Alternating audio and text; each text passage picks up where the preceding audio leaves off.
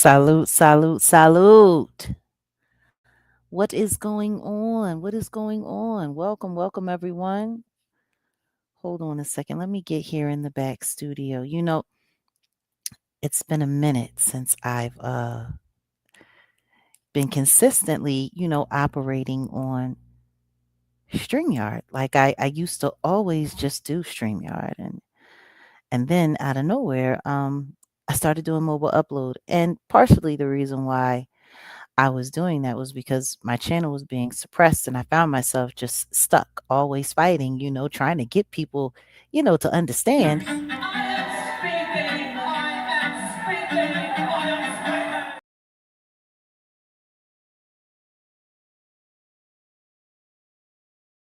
We finally got it. We finally got there to the point where people knew that I was here speaking. Let me grab a little music. Let's see what we're going to listen to. You know what? I think we should just keep the good. Actually, I would like to open up with a song. I haven't played a song of mine in broadcast in quite some time. And I think going into what we're going to be talking about today, I think I want to open up here. So let's get that started. For those of you who know, this is the turn up. First, my name Jaguar. Don't address me different. I don't know you from a can of pink sun. My enemy can be your personal choice. Don't lace up till it's time to run. Ain't scared, never been scared, don't be scared. And that's a fact there. You should be questioning me. Truly, I've always been a fact there. I'm not a narcissistic thirst bucket, no. Just self-aware. Aware you've been thinking about me too much. Time to come up for air. Your opinion in the universe of me rates about a 0. Now go add value to that somewhere else and find a new hero. Vicarious living is death, covered up in a whole lot of coveting. This ain't church, so why you got a plate in your hand? Cause baby I ain't offering, but you can take this 2 cents right here to the store and go and get a snack. Then sit on the curb and figure from which hand you just got smacked the turn up. You want it? Time for the turn up. Got it. Turn up. Ass for it. Time for the turn up. Turn up. Everybody wanna know like about celebrity friends and why I gained weight, my marriage and all that. Whatever. Time with the Roots was cool, Jake was great, and Cat Williams, yes, amazing. For real though. All it means is cool people enjoy my talents and my company. See, I make me experience, shape me, but in the day I make me self-reliant, don't waste a fight, and don't see that change until I'm dying. Far as waking, chalk it up to depression, married an asshole. Dark days, storms, then made it to the end of the rainbow. Found me a pot, gold named Sam. I love being his mother. Might do it one more time, honestly, because it's such an honor. Always wanted a real life for real love, something that was on my true definition of fame is to be alone in the sunshine. Turn up, time for the turn up. You wanted it. Turn up. It is. Time for the turn up. Turn up. Time for the turn up. You asked for it. Turn up. What? Time for the turn up. Turn up. Yo, everything in this world that glitter ain't gold. Ain't that the damn truth? Gain the world, lose your soul. Pretty much. Everything that glitters ain't gold. You gain the world just to lose your soul. Hey, everything that glitters ain't gold. You gain the world just to lose your soul. No shame in loving God, though the world may see God's failure. Good things they do take time. Take yours, I take mine. No point in lying for it. Might end up dying for it. We we all get what we deserve. Some help deserves some way to be served. My pride is my right, and my right is my life. Rich if I want to, might miss the real truth. To be more understanding, to be more forgiving, to compromise, to believe God. Y'all always want to ask some questions, right?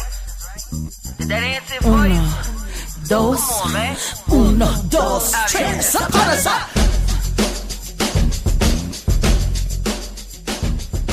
Turn up. You wanted it. Hmm. I swear, I said actually said it. And I'm telling you right now, when I listen to that which I wrote 11 years ago, and I think about everything that happened in my life after that, it just lets me know that God put prophecy in me, you know? Like he put real prophecy in me. To be able to see my life and to know that I needed to put this on wax. You know what I'm saying? Like to be able to really tell my story before my story was even told. Yeah, that was the turn up. I wrote that a few years ago. So I hope you guys enjoyed it. Look, they asked for it. They asked for it, and so I gave it to them. I gives it to all of you. You know, it's so wild. Like I'm telling you, social media, this online life is it's just kind of crazy. It, just the way it all works. So tonight we're going to talk about a few things. We're going to get into a few topics. I want to start though with let's just talk about the Super Bowl right quick because we're going to ease into a few things. So let me pull something up right quick. Okay? I'm going to pull something up right quick. So, I put up a poll, I put up a post, I put up a video, and I was pretty much asking everybody, like, did you watch the Super Bowl? Did you watch it?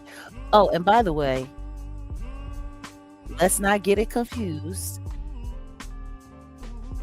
The like button still needs to be liked and it still needs to be hit. Keep on hitting it.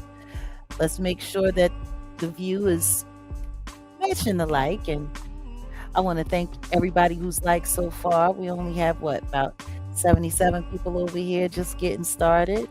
We could use a few more. I don't know. Maybe some of you should share this live and let people know that we in the building. We should be sitting at a nice little something by now, but that's okay. We'll take our time. So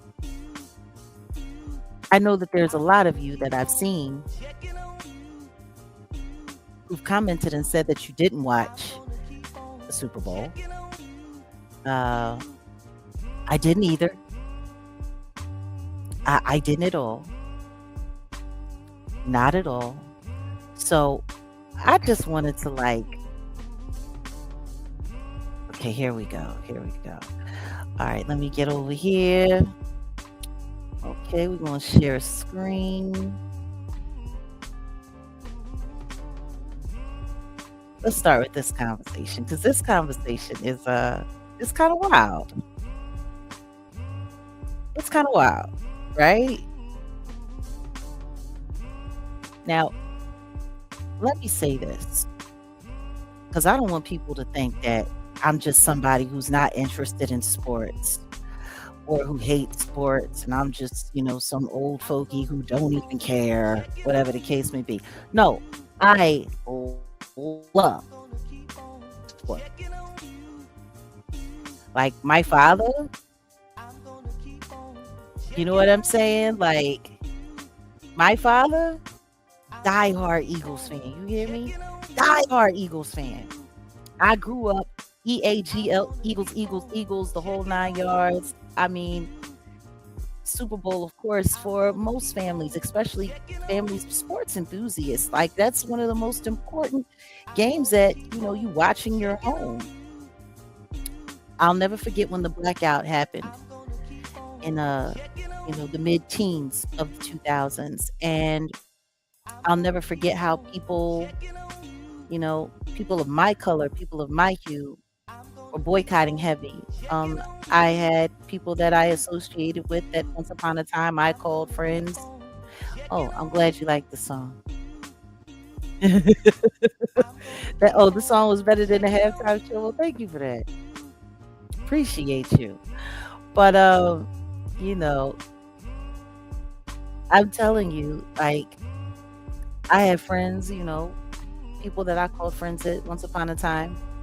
Can't really say that we speak all that much right now, but who had boxes. And I'm telling you, ooh, I am telling you, telling you, telling you. When I saw them say, we not even going to the game to sit in the box, we blacking out until they start recognizing and do more for the culture. We blacking out, we done.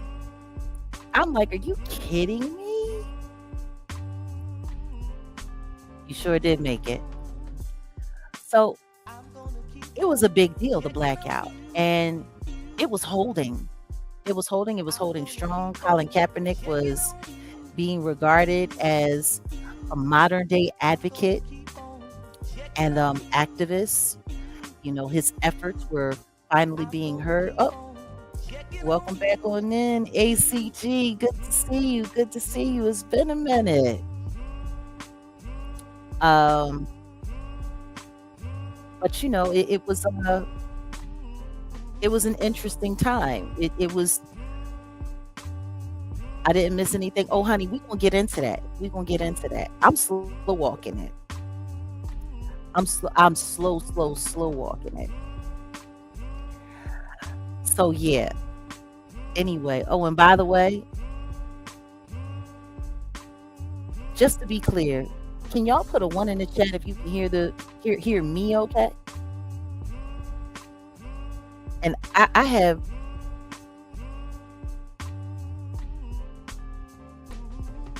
I don't know why somebody is like, what is going on? I gotta get to the bottom of who's doing all of this stuff because somebody just made a comment that made perfect sense. But if you guys can hear me okay, if the music isn't too loud, that would be great. Okay. Yeah, because I don't know. There's somebody that's sitting in some chat somewhere talking about I need to turn the music off. And guess what? We gonna play the music over here. See, I just want to put y'all up on some game, right? Let me put y'all up on some game. A lot of times I'll be playing music in the backdrop, whether it's my shorts or whether it's this, whether it's that, a broadcast, whatever the case may be. And part of the reason why you'll see sometimes people come through and say, hey, turn the music off, is because people love jacking my content and they love using it to make money off of me. Don't nobody want me to earn a buck at the content that I create. No, they all want to make the money off of me. So of course they want me to turn the music off because they already know as long as I got the music playing in the background, if they try to jack my content, then I'll be able to come through and hit them for a copyright violation for using my music. Because whatever music I'm playing in the backdrop is registered. So yeah, sorry, you're gonna have to figure out another way to steal content from someone else, but you're just not doing it here today. So yeah, um, I didn't see the Coco Jones Black National Anthem. I didn't see any of it. I saw her try to pay homage. I saw the outfit, pictures of the outfit. I really didn't understand it. I know she was supposed to be representing Whitney Houston, but I don't think these kids really understand um, the significance of Whitney Houston showing up to that Super Bowl in nothing but a tracksuit and some sneakers. That was her trying to be more relatable to the people, because at that point in time, anytime you saw Whitney Houston, she was in designer gowns. Oh, and guys, thank you for letting me know that you hear everything okay. Designer gowns, designer clothes, designer this, designer that. But it was the Super Bowl, right? It was a football. It was America's big event, right? So rather than showing up dressed up to the nines like they always had her, she decided that she wanted to show up to the Super Bowl looking like everyone else. It was her way to make herself more relatable to the people, right? So, oh, thanks for that. So anyway, that was the thing. That was why she did that. So to say that you're honoring Whitney Houston, but not honoring why she did it, like, she wore the jacket and then she had this skirt and all that stuff on, and honestly, I didn't understand the outfit. My thing is if you wanted to, show up and honor Whitney Houston for what she was doing, then understand what she was doing, and that's the problem.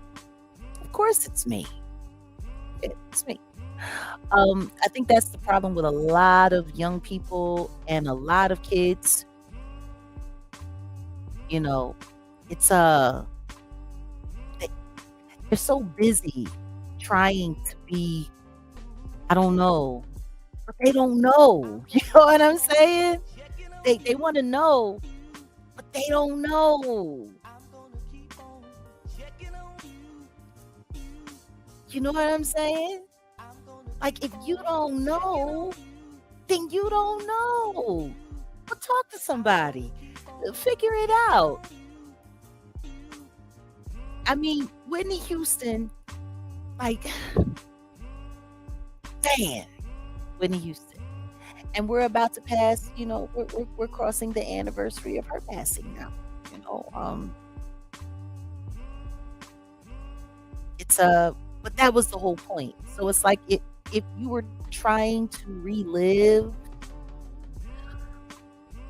or I don't know. I don't know. It's just, mm, I mean, I get it. I don't get it. So I don't know. Maybe somebody needs to go and tell Coco why Whitney did that, but it wasn't, I mean, it was cute, but so I don't know. I guess I'm gonna have to go and listen to that part and take a listen and see. I mean, Coco was very, very, very talented. I mean, that no doubt about that. She's very talented. Um, she's been doing what she's been doing for quite some time. If people really realize how long that kid has been around, she reminds me of me. Like, she was humping it out, just trying to get seen, and then she finally got a record, and now she's a part of this machine. Let's pray to God that it doesn't eat her alive, like it's doing so many people. Um, but yeah. So, anywho's in, you got the Coco Jones moment that happened, all of that. Um, and then there was a game, apparently. Not that anybody knows anything about it, or it doesn't seem like anybody knows anything about it. Nobody's talking about the game.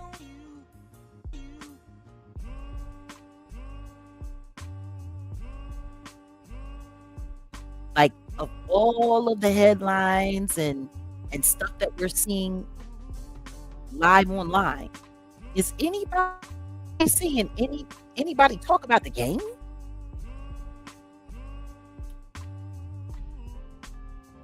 Like, is anybody seeing anybody talk about this game? I'm not even hearing a whole lot of sportscasters like popping through the feed and through the algorithm. Everything that I'm seeing based around the Super Bowl is all drama. Like,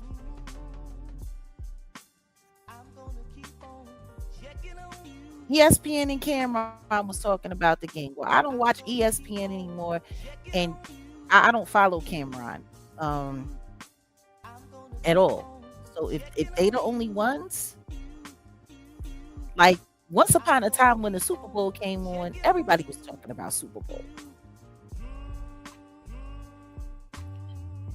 You know, like all I hear people talking about is the drama. Drama, drama, drama, drama, drama. All the drama. People know everything about what's going on between Cardi B and that boy, that Diggs boy. Everybody is talking about the Bad Bunny performance, this, that, and the third, yada, yada, yada. But you know what? Nobody's really talking about. I know nobody watches it except for Stephen A. And I don't even know why people watch him anymore. I think it's very clear he's absolutely full of shit. Exactly. It's the drama bowl now. Like, I'm still waiting to hear somebody talk about a crazy touchdown or who had the best running yards or this, that, and like it. I mean, the truth is, from what I've seen, ass game. It was a shitty ass game. From what I could tell, leading up to the performance, there was nothing great going on, but field goals. Yeah, it was field goals. It's a bunch of field goals. So the football was whack. And meanwhile, everyone was talking Patriots, Patriots, Patriots. Like, apparently there was somebody that placed a $2 million bet on the game, hoping to make $4 million. And he lost because he bet on the Patriots. Now, when I think about all of the hoopla, like just buzzing around the Super Bowl, like I said, all they were talking about was this weirdo relationship that this married girl has with this serial cheater or modern day polygamist. Because I don't know what to call the Stephanus. I don't know what to call the Stephanus. Because apparently he loves having unprotected sex with random women or a bunch of women. And he doesn't care if the whole world knows about it. Evening. And he just, you know, and let the Barney Beat girl talk about it. She just takes the prep and pray to God that, you know, it's working all the time and she doesn't you know, catch the big three looks. The commercials were more entertaining. You want to know what's funny? People were even saying the commercials weren't that great this year. Like, New England hasn't been the same since Tom Brady left. And I think right now they're just worried about sensationalism. And when I'm looking at how they're using Cardi B for press, I mean, let's be clear. I think we all know at this point in time, most of our sports, it's just, I mean, It's shitty football. It's shitty basketball. Like all of this stuff. It's shit. Like it's not even worth watching.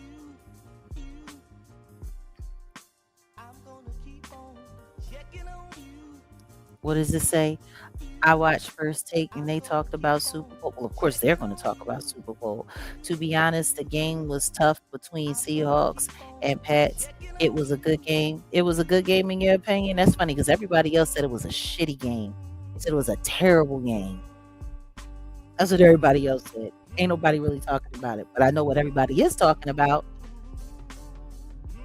Cardi B and all the drama around this breakup, and it's so funny watching all of her fans sit there and try to make excuses for this clearly misguided woman because she's in her 30s now and just doing the fool. I it's wild. So apparently Diggs said that if they won the Super Bowl, he was going to propose to her at the Super Bowl. She was, anticipating being proposed to, and she paid $1.2 million to bring everybody there. She flew out some jeweler to. It's I know he ain't even do nothing. He was there. He was there for the clicks and views, and he was there to do whatever he did. Like it's like a soap opera. This whole thing. It's like a soap opera. It's not even real. So he dumped her. The girl that was cheating with her husband that she's still married to, Offset, she was there trolling her, standing with her baby's grandmama. He's doing nothing on the field. The other baby mama was there taking selfies, showing her pass. Word is, officials from, the team from the Pats didn't even want her around. The rest of the wives were complaining that she was hogging up all of the press. They were asking her to roll out. Like she spent all of this money, and from what they're saying, nobody even went to this so-called party that she paid $1.2 million for a proposal that she wasn't going to get, while he was parading his harem around her. And one of the women was a woman that was disrespecting the crap out of her by sleeping with the man that she's still married to. Offset, who she left so she could be with the man that is disrespecting her in real time right now in front of all of America again. And she like I don't get it. That part. But ain't nobody talking about that. I put the comment up on the screen. I ain't saying nothing else about it. Ain't nobody talking about that. Like all of this. Oh, of course. Of course. I'm just trying to figure out exactly how many people lost money. Like how many losing bets were placed on the Patriots, because that sounds like a low key like payoff.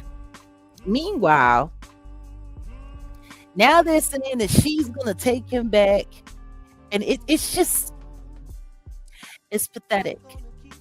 It really is pathetic. All of this is pathetic because this is what the Super Bowl is about. This extremely dysfunctional, promiscuous relationship that is showing nothing but infidelity, adultery, and how irresponsible people are with bringing children into this world and to dysfunctional situations. But it's okay, right? Because everybody has a lot of money, right? It's okay. $1.2 million to get embarrassed. She'd have been better off giving that money to the homeless. She could have funded a homeless shelter for a whole year. It's it, ooh, it's just baffling to me. It was boring. Like, I keep hearing nothing good. Nothing good. Nothing good about this game. Just the drama. You know? Just the drama. So they created this whole soap opera around these dysfunctional people with their dysfunctional families and their bad choices in life.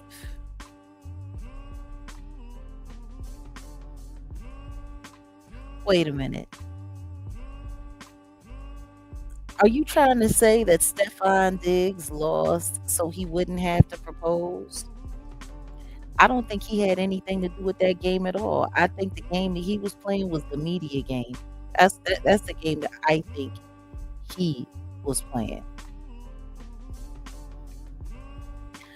Listen to me. We're not even going to talk about that hoodie. We're not even going to talk about it because people,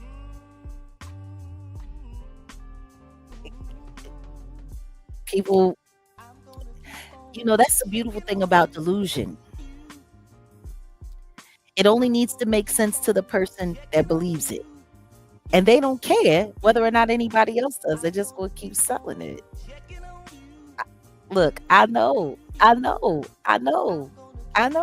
But the PR, it's the PR of it all. That's what really mattered. So we got a soap opera, and we got an overpriced concert, right? Because let's be clear, that's what we got. That's what we got. We got an overpriced concert. It was, Send him 2-3 years Dagestan and forget. You know what I'm saying? I got a friend of mine that enjoys that clip. Salute. Set in the West. No, but seriously, I mean, let's just be honest. That's what we got. We got a soap opera. We got an overpriced concert. And hold on a second. Let me mess around for a little bit. Matter of fact, I think I want to change the music up for a second. Maybe we can do that. Hold on. I'm going to get to that in a second. Let me pull this up, though. So let's talk about my opinion. Let's talk about, and this is all my opinion,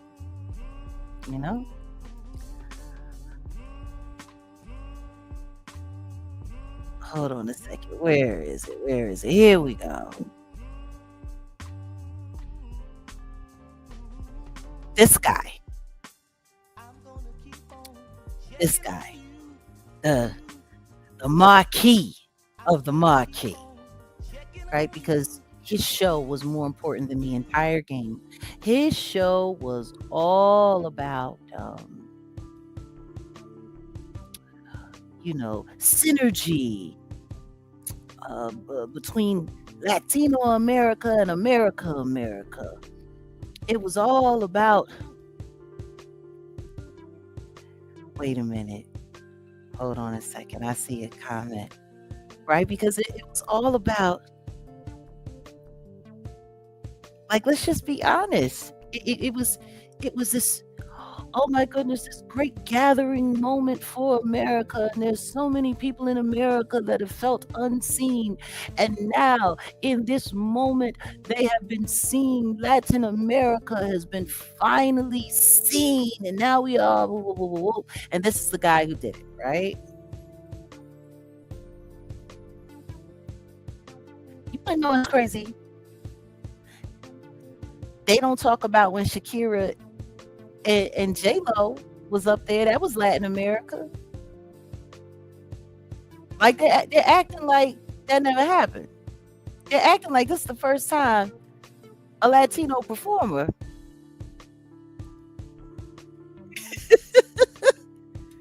has performed at the Super Bowl. They had Shakira, and the Jenny from the block. But no, this is the first time. Like this is the thing that. And meanwhile, while people are trying to sell that bullshit, they want to also make it about the LGBTQ community and he's this and he's that and he's fluid and he's whatever and people are they're hating on him. You're a racist or you're a bigot, and that's why you didn't like the show and whoop-de-whoop-de-woo and yada yada yada. Personally, I think it's crap. See, this is the reason why I wasn't tuning in. These images on the screen are the reason why I wasn't tuning in. Because what I don't do, I don't support what looks like clear, and I mean clear, Satanism. I don't.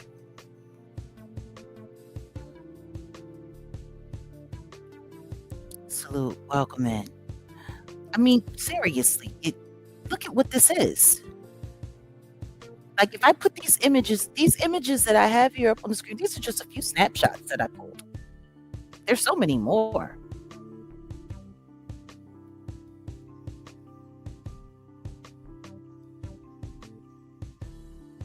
This is the guy that performed. But it wasn't until the Super Bowl that people started like realizing and looking and noticing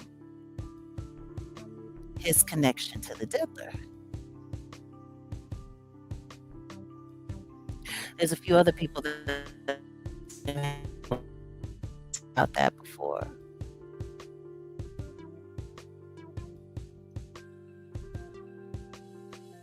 Like, I don't care what anybody says. This has nothing to do with art. This is clear representation of Satanism.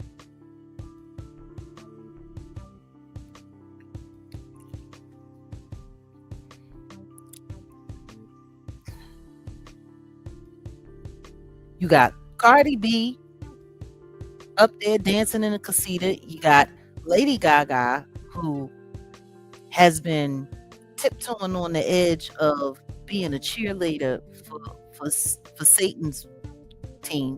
I don't know how long.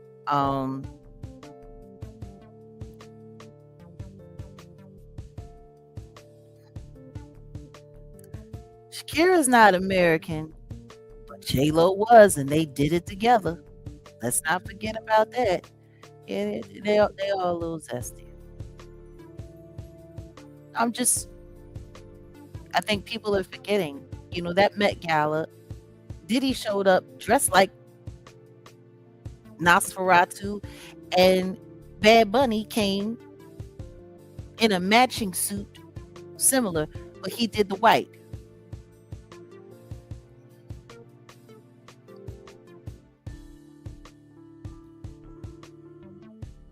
It was all in Spanish, and it's wild because we've been, you guys know I posted a link, and on live the other night I told you we were going to be talking more about this, and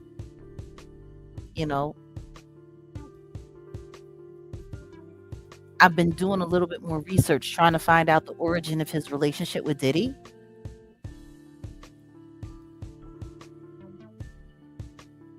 But just these images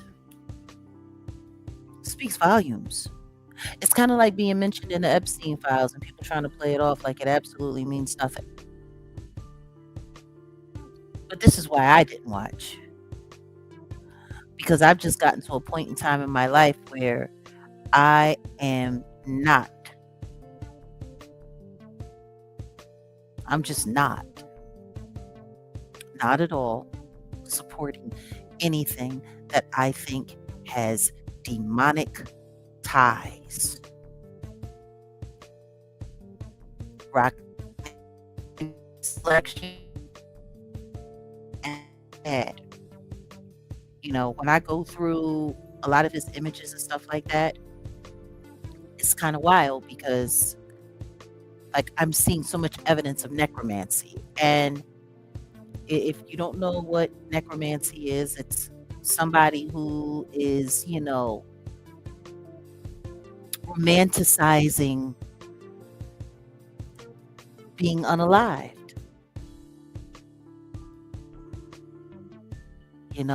A lot of gore, a lot of blood. Like I'm just I can't support it. And that's why I didn't watch. And look, it was a crappy game. People lost.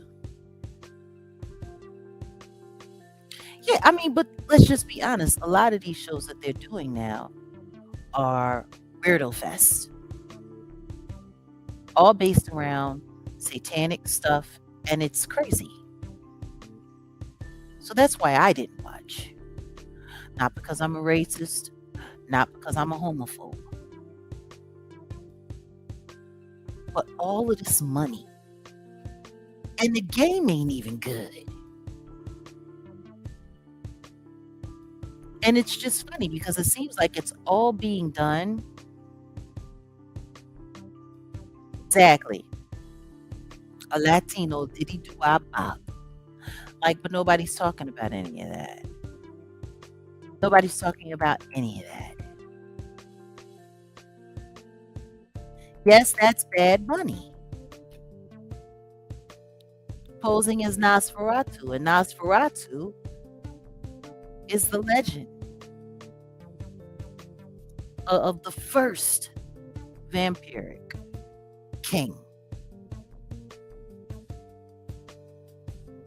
The vampire god, as they called him.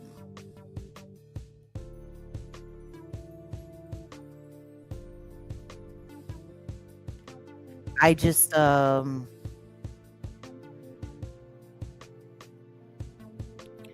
I breaking up or am I clear? Nosferatu. Y'all a mess. Oh, welcome. Welcome to the channel, Torian. So yeah, that was it for me. That was my reason for checking out of the whole thing, and I'm glad I did. It wasn't worth it. It wasn't worth it at all. But what's even wilder is watching people compare that to Kendrick Lamar, and it's wild because Kendrick Lamar, everyone made such a big stink about that. It was so terrible, it was so this, it was so that, and this was so much better, and it's just we're watching people make a lot of interesting choices in what they're calling entertainment and what they're feeding to the public. And we have to start deciding what we're going to buy into, what we're not going to buy into. Well, thank you. Love returned. It's just kind of wild. Yeah. See, that's a great observation right there. Transfer of power from one warlock to another. If we don't start paying attention to how demonic this country is becoming day by day, we're all going to get sucked up by it. Lyrics in his song, I mean, we could sit here and we could break it down and we could go through all of it, but the truth is I don't even want to repeat the crap. It's a bunch of weird sexual stuff. It's about being totally influenced on pharmaceuticals and alcohol. It's about doing all kinds of weird stuff and selling your soul to the devil or buying somebody's soul that is for sale. And I'm not saying that that's all of the songs and that's all of the lyrics, but There is definitely a theme. There is definitely a theme, huge theme to what's going on there. So, yeah, regardless if we're talking about the Cardi B distraction or the Bad Bunny ritual,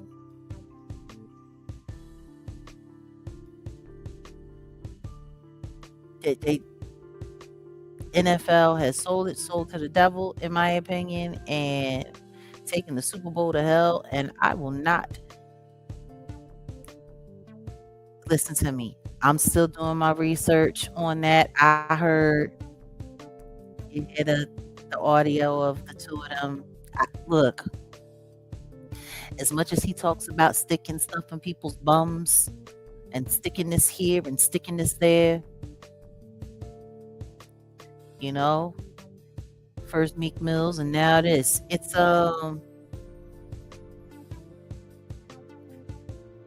wild. It's wild. All this stuff. These are all satanic rituals. And it's just I just don't think that people understand that when it comes to Satanism and when it comes to the transfer of energy and power, like sexual energy, that Kundalini energy is some of the strongest energy in the world. Actually, it is the strongest energy in this planet. And when two bodies are having that, it whatever time you on, that's what it's emoting. So if you have two beings that are sharing themselves together and they're having that connection, and it's radiating positivity, it's radiating God, it's radiating love, yeah, that's one thing. But when you're talking about evil, demon time, crazy stuff, man, it's yeah. America, man. America, we in trouble. Trouble. That's an interesting one. The Latino Drake. I don't know. I think he done gone a little farther than Drake. I think he done gone a little farther than Drake. He is doing all kinds of wild stuff. Yeah, they did. They did collaborate. You know, it's wild. We're just watching them one by one coming forward. It's scary. So all I can say is we should I know TPUSA, they had their own, and I didn't watch that either. I didn't watch none of it. See, for me, I'm starting to understand what this is all about. It's all about energy harvesting.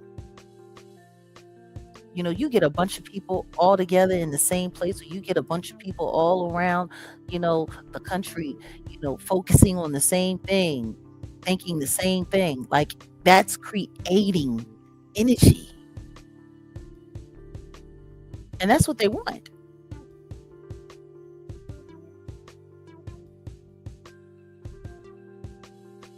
I salute and thank you for that. So yeah,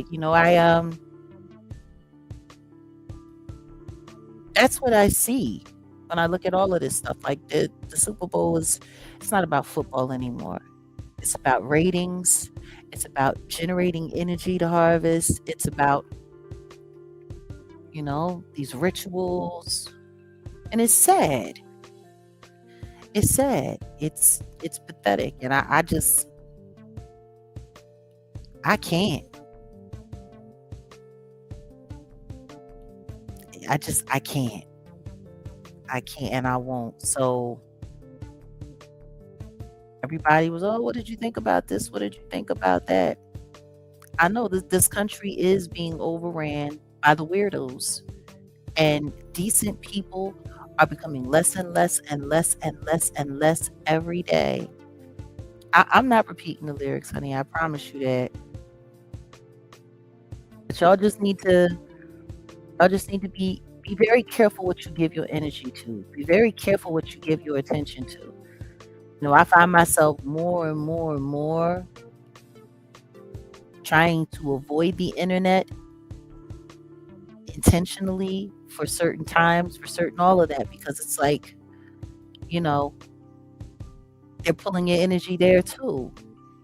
Like anytime you see them running like these themes, running these stories, and a bunch of content creators and a bunch of outlets are running it at the same time, they're doing that to generate interest, to get you to be online. So I want you to think about that. When a story is going viral, like think about how many people are online at the same time. That means whoever's monitoring what's going online has access to be able to tap into all of these people's streams, all of these people's feeds. You see what I'm saying? Like, I don't think anybody thinks about that. Like, that's what it means to go viral. If something is going viral, that means there are large groups of people that are hosting and sourcing the internet at the same time. I want y'all to think about that. Maybe you should. Like, there's so much that we're not paying attention to. Welcome, Miss Parker.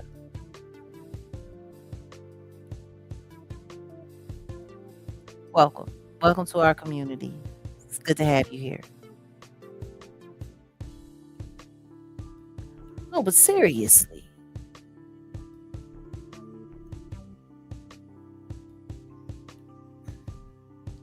No, souls are currency. You're absolutely right.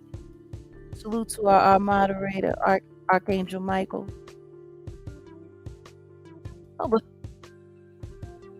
God, we're not paying attention to that. And we got to start learning how to pay closer attention. Our vibrations, what we're giving into, what we're sharing ourselves with. So I say all of that to lead into the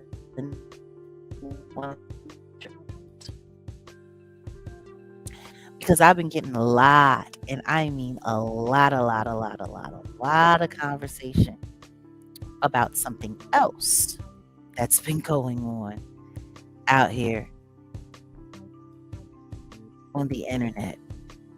And it's just kind of crazy because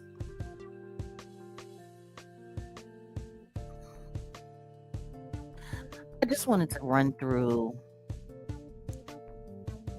just a few of these headlines here. Hold on a second. Let me take this down for a moment.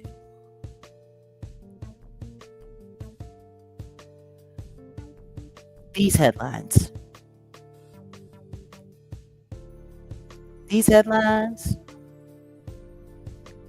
Foolish. You hear me? Foolish. It's just, number one, this guy in general, I don't know why he says he's poetic, because there's nothing poetic about him. And I guess he's a flocker. So I meet the flockers. I don't know. He is done. Darlene just turned Corey's world. Oh, he did this, and it instantly backfired. Like, has anybody else noticed other than me? I want y'all to look at this. Look at the amount of thumbnails. Like seriously, look at the amount of thumbnails that we're seeing. I'm just rolling through, just scrolling through, just like shit is insane. I mean, they have gone all the way to hell. Like, all the way to hell. Look.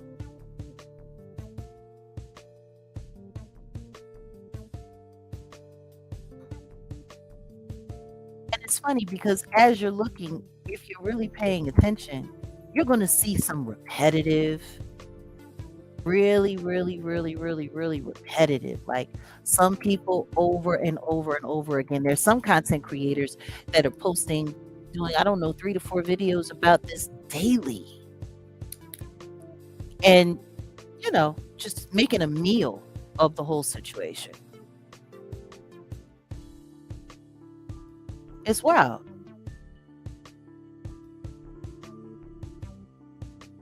Just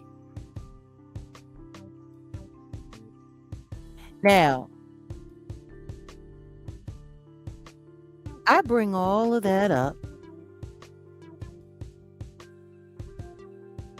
because I've been noticing that some people have been jumping on my channel and have had a few things to say about some of the commentary that I've had about what's been going on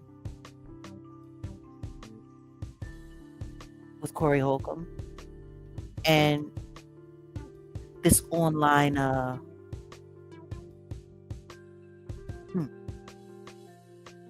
this online fodder. I don't even know what to call it other than what it is. But see, I got to be very careful about what I'm saying, because if I'm not careful about what I'm saying, what's going to happen is people are going to start accusing me of doing things that I'm not doing. So I want to make sure that I'm very clear about everything that I have to say regarding this.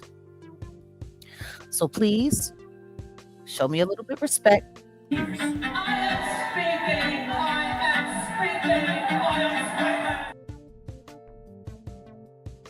And I want to make sure that everyone understands that once I've said what I had to say about this, that's it. We're not going to be going back and forth. We're not going to be doing a bunch of arguing about it. Okay? We're not. We're not. I'm going to say what I have to say. Okay? And then that's just going to be that.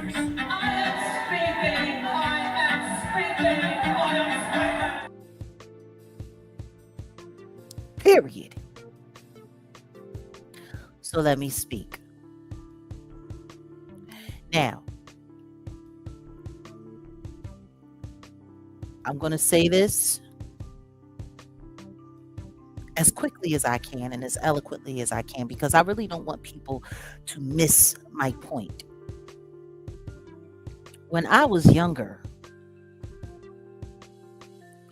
I had a family member that was an older gentleman, and he was clever, and he used to flirt with the younger women. Welcome, Alina. Thank you. He would always, joke around with the younger women, and he would whistle at them, and, he would, just say a little something. Oh, look at you, sexy ass. Oh, you too cute. Oh, look at you switching down the street. You look good. That kind of thing. Now, this was a man who was in his 40s or 50s who was talking to women in their 20s, sometimes as young as 18, 19 years old.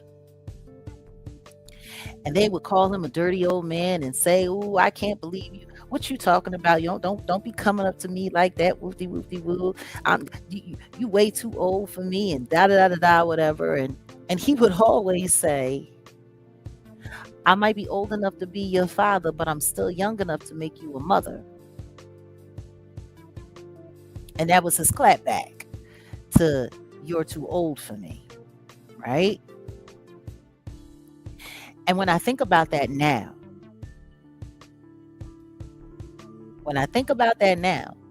if he were still around and he were at that same age and doing that with young women now, he'd be vilified. He would be torn to shreds. See, when I was growing up, whether or not a lot of people like to admit it or not, it's a whole lot of grown ass men that was chasing after young ass women. And it was tolerated. If the numbers were a little bit too crazy,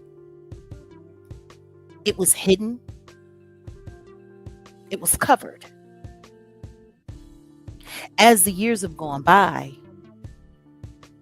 and people started realizing that this behavior is not really appropriate and it's a little unfair. Laws started changing and people started caring. But I'm gonna tell you something right now. Back in the day, statutory rape, it didn't get taken seriously by the police or prosecutors until the parents said something. If the parents said nothing, it didn't even matter. I got family members who were in the 9th grade, 10th grade with 25-year-old boyfriends, knew where that 25-year-old man was sleeping in the house, helping pay bills. So we don't need to sit here and pretend, especially like my generation. Like, we don't know that that's the kind of shit that happened when we was coming up. Because it was. Thank God that the law takes it seriously now and are doing something about it. Thank God. But man, for so many years, it was totally being tolerated. Like, I'll never forget hearing a police officer. I went to a friend of mine who was a cop, and I was telling him that there was a guy that I knew that was messing with too many of the young girls. And I'm like, yo, y'all can't do nothing about this dude? And he said, ain't no prosecutor gonna take no case for this. And if the parents ain't pushing the issue, and if the community ain't pushing the issue, what we supposed to do? And that was a cop. But now, it's taken very seriously. Matter of fact, it's become so serious that it's able to be weaponized. Now, and guess what? I see you. I see what you're saying. I see what you're saying. Somebody in here talking about cancel this and cancel that. You're absolutely right. It is sick. But it's what's happened. It's been happening in this world. So let's address the audio.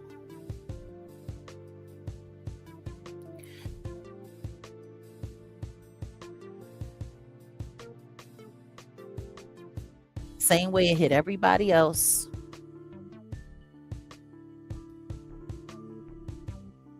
It hit me the same way it hit everybody else. I'm not going to pretend. That was the point of it, though. It was supposed to hit you like that.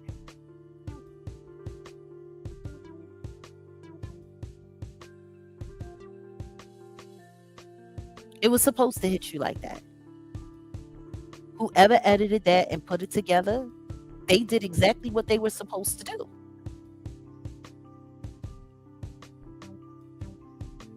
All of it. Like it was, I mean, I listened to 2 or 3 different content creators where I heard it. And every time I heard it, each presentation, it sounded worse every time I heard it. It was awful. It was supposed to be. See? It was supposed to be. It was supposed to be absolutely terrible. The stuff that he was saying, yeah, it would make anybody uncomfortable instantly. when you start hearing people referring to children um, in a, or talking about teenage girls a certain way, or, you know, yeah. And then they took I mean, the way they put that compilation together, it was wild. It was wild. It was just over and over. It was like they kept hitting you over the head over and over and over and over and over again. He said this, he said that, he said this, he said that. And it was just, ugh. So let's be clear. I was just as appalled as everybody else when I heard what y'all heard. The difference between me, though, and most people,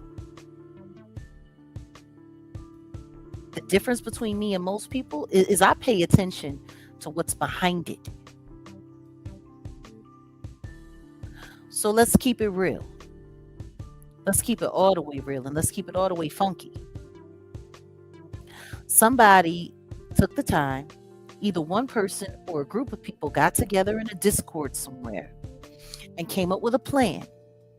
And they went and sat there on the 5150 show and they listened to hundreds of videos. Oh, listen to me. We all agree that everything that he said was fucked up. We all agree on that.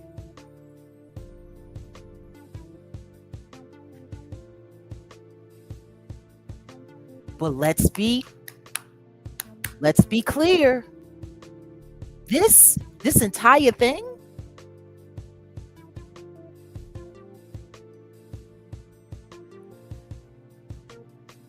let's just be clear. I don't know why people keep please somebody keep an eye out on Alina's post. She actually put up a couple of things and they didn't go against community guidelines, and they're literally sitting over there reporting her comments. And her comments are real and they're very valid, because she's sitting here talking about how certain young women in the business have been sexualized, like Destiny's Child, like Rihanna, like Aaliyah was. Young women have been being sexualized online, in the industry, in the movie industry, for many, many, many years. Like Russell Simmons and Kimora Lee Simmons, that relationship, disgusting, absolutely disgusting. No problem, Alina. You know I'm always trying to keep an eye out as best as I can. But back to the whole Corey Holcomb situation. Nobody's denying it was terrible. The question is, it's the timing, see?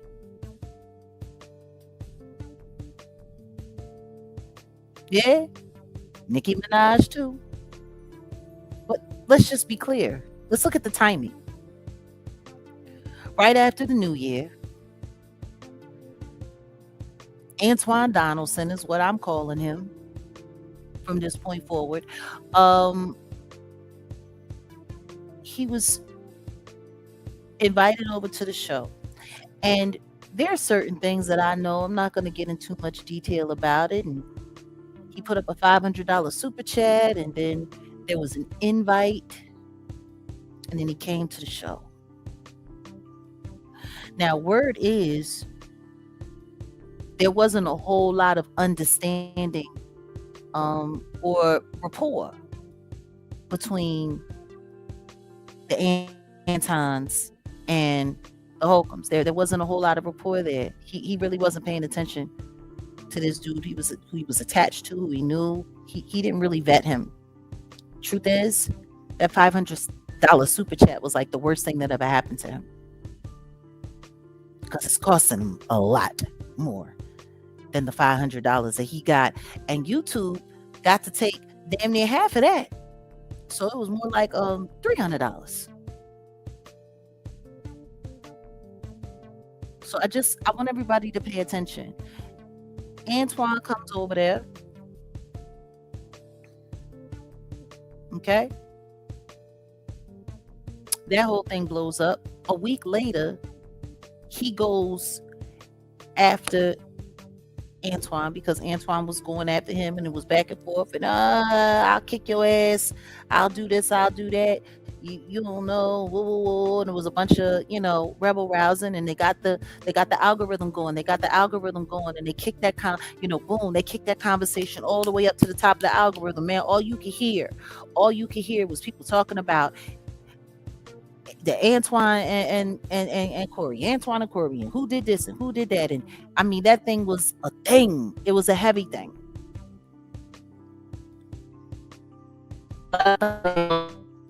Algorithm, a lot of airtime, a lot of content creators were on that. Corey did what he did with the family and put pictures up and said some real hardcore, hardcore cold shit about that nigga family. And I'm not gonna lie, as terrible, and I mean as terrible as what he said was, I laughed. I did. I'm not gonna lie, I laughed. Because in my opinion, from what I could see, he really wasn't lying. I don't find them to be a very attractive family as a whole. I don't. That's just my personal opinion. I mean, he said some hard shit about hard faces. And that's just real. Now, was it necessary for him to go after the family? Absolutely not. But then right after that, Kwame Brown jumped into the conversation and pointed out the fact that Antoine Donaldson had gone after a bunch of people himself. Matter of fact, he pulled up the video of the Hebrew Israelite family where Antoine Donaldson was sitting there talking about how people stunk and how their kids was stupid and it was this and that. And he had the pictures up, no different than what Corey had done to him. Kind of canceled that conversation out. You know what I'm saying? And then the next thing you know, the day after that, here comes a video. Something that happened over a year ago.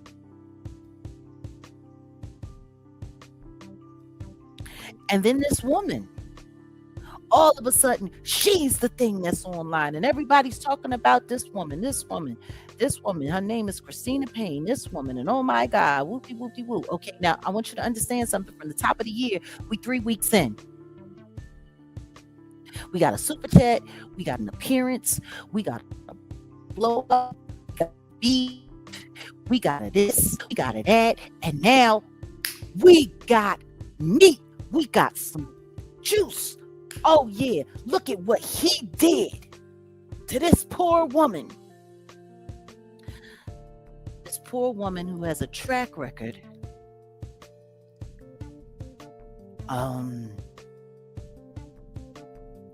that would make your average crackhead look like a church-going, tax-paying citizen. Right? And then that becomes a thing. And then TMZ gets involved. Turns out there are restraining orders involved. Matter of fact, she has a few restraining orders on her. And then that wasn't enough. And now we got a GUN situation. Now she's doing interviews with Tasha K. People is running around. Everyone is covering it. Oh, he had a GUN. Oh my God. Thank you, Maya. Welcome home. It's good to see you here. He had a GUN. Look at what he did. Look at what he did. Oh my God. Oh my God. Oh my God. He had a GUN. He had a GUN. This is what he TMZ running up on the man as he's coming back into town from working, you know. Did you have a GUN?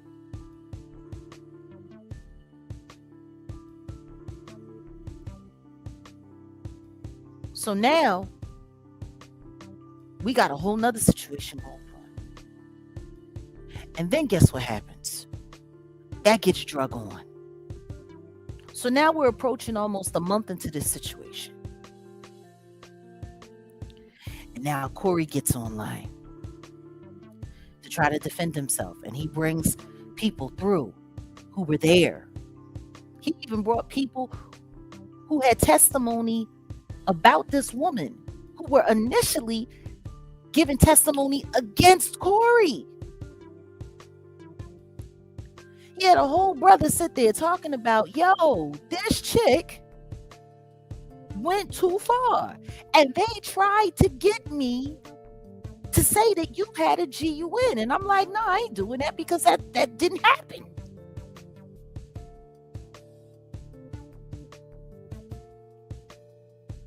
It didn't happen. But they was trying to push that story, yo. Heavy. Then Corey started calling out attorneys. And he called out one attorney in particular. Sure did.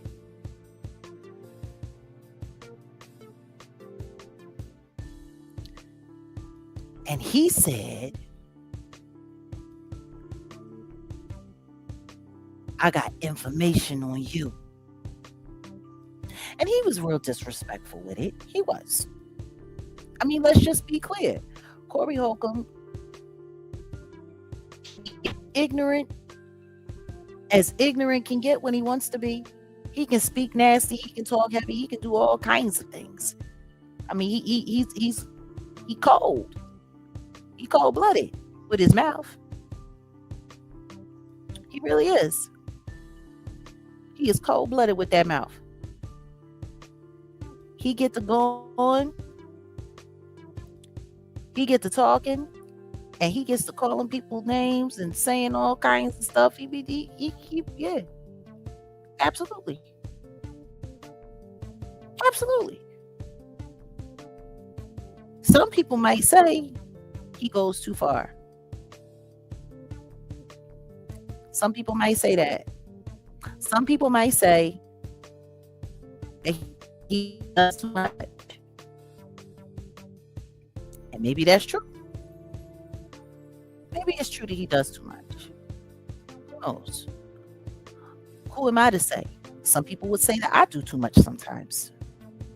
People have a lot of things to say about a lot of things this day and age. They really do. Like, a lot to say. And yet, he's a grown-ass man, and whatever the fuck he wants to say, he can say.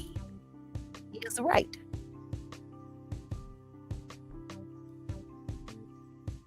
Like, it is what it is. He's not the only ignorant person in America. He's not. There are some people online that's more ignorant than him. I was just listening to an old clip of Donald Trump and Howard Stern talking about his daughter Ivanka when she was still in her teens. And Howard Stern literally referred to Ivanka Trump in front of her daddy as a hot piece of ass. And nobody said nothing. We ain't even gonna talk about Cardi and her disgusting, treacherous mouth and the shit that she say out of her face. Like, Howard Stern literally called Ivanka Trump, when she was a teenager, a hot piece of ass in front of her father. And nothing happened to him. Nothing. Nobody said nothing. And his sponsorship didn't drop and nothing happened. Matter of fact, I've heard them talk about all kinds of inappropriate things. Matter of fact, it was Usher who sat on the Howard Stern show talking about all of the wild, kinky stuff that he saw with Diddy as a child. And Howard Stern is sitting there asking them, and they all excited, and nobody said anything about that. Nobody said nothing about that. There was no outrage. Nothing. Just people listening. Not nothing about it. So, back to the timeline. Back to the timeline. Corey gets on his channel and starts mentioning that he has evidence against a powerful Hollywood attorney that worked with OJ, worked with Tory Lanez. OJ got off. Tory didn't. Anywhoozin, you know, Tory spoke real hard about that woman. Real hard. Sure did. I mean, he spoke down on her. Something terrible. Called out her name and everything. Sure did. What can I do about it? That's his mouth. That's what he chose to do. I can't do anything about that.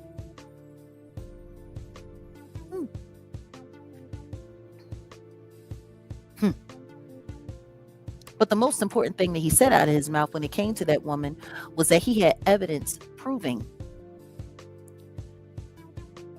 that she was a dishonest attorney and that the things that she was doing could put her in a position to lose her law license.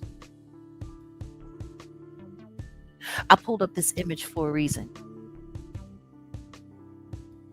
Because all of these attorneys in this image on the screen are linked in one way or another.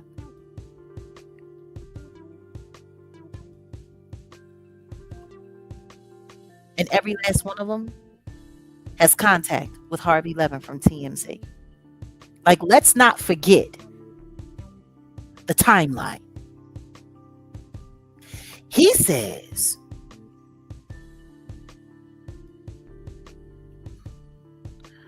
the woman in the purple, I'm not going to say her name because apparently saying her name creates quite the difference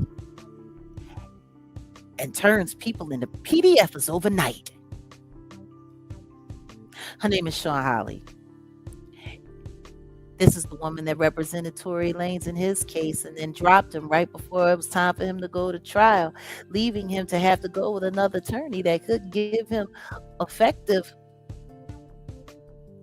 counsel. But she's the one, before she dropped his case, that refused to have the pistola tested, which would have exonerated him from having anything to do with that GUN, and hence the GUN charges wouldn't have been successful against him in court. That's who that is. And that's something. So, and this is the woman who's allegedly representing Christina Payne, who has strong ties to the industry. Very strong ties. Her husband is a very big part of the industry. Her husband, Mr. Dorian Holly, was Michael Jackson's background singer for many, many, many years.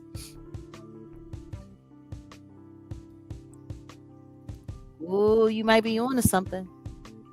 So now, after Corey admits that he's got evidence that can destroy her entire career.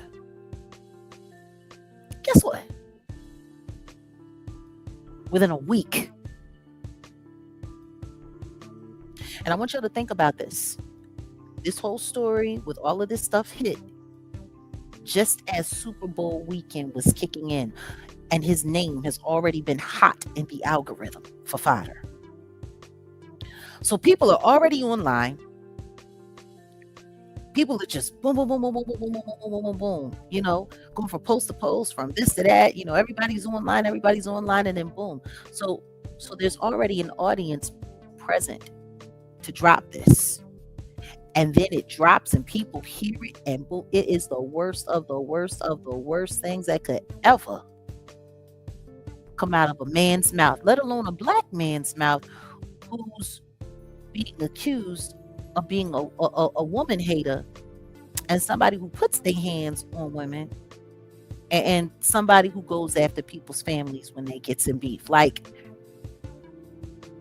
from Anton to him talking about the family, to the Christina Payne, to the here the GUN,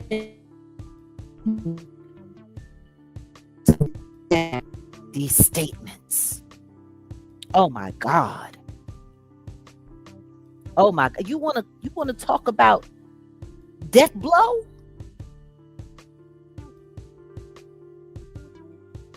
You want to talk about death blow?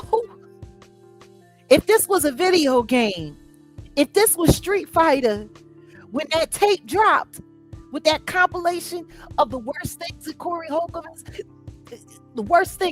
Holcomb has ever said online, when that tape dropped, like, all they had to do, finish him.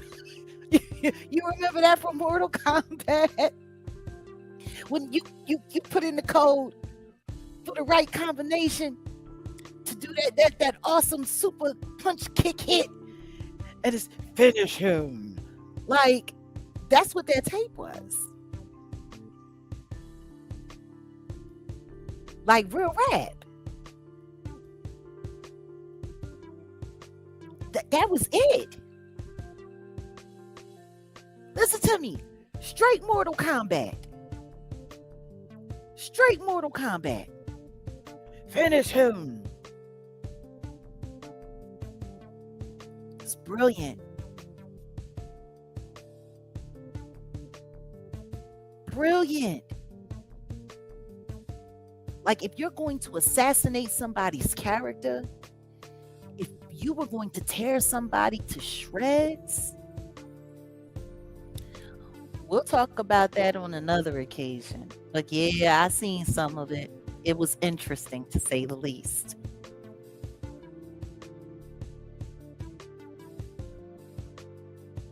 Have to do a pod about that. But seriously, like, if you wanted to assassinate somebody's character in 35 days or less, this is a masterclass at how to do it. They haven't given Corey's name a break in 5 weeks. We're going on 5 weeks. And every week it has gotten worse and worse and worse. And now this. Biggest problem I have with it, though, for me, biggest problem I have with it is the fact that that shit's been online, G. It's been online. It's been online. Like, some of those videos that they grabbed those wild ass statements from,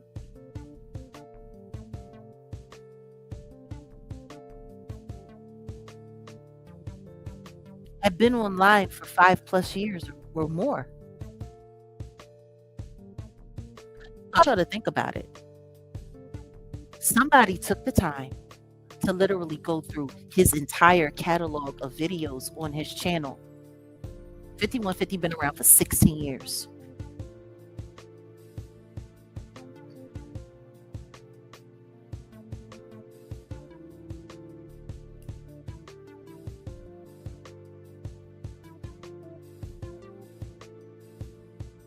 I'm dead ass serious. And yes, we are live.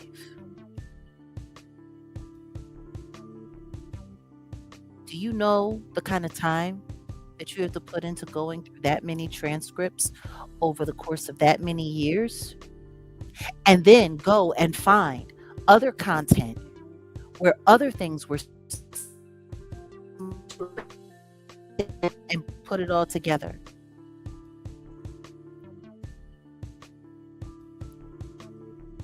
to create that damn awful sound array. Like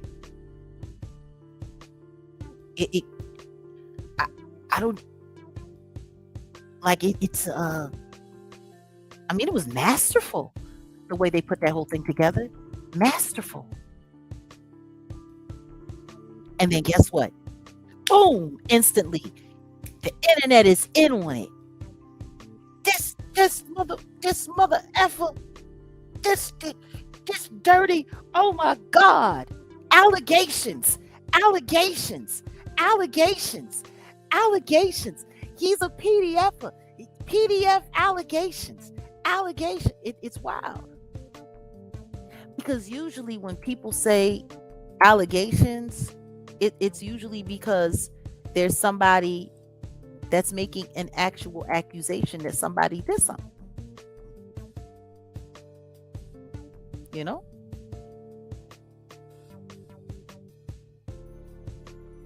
Like usually that's how it works. Somebody did something.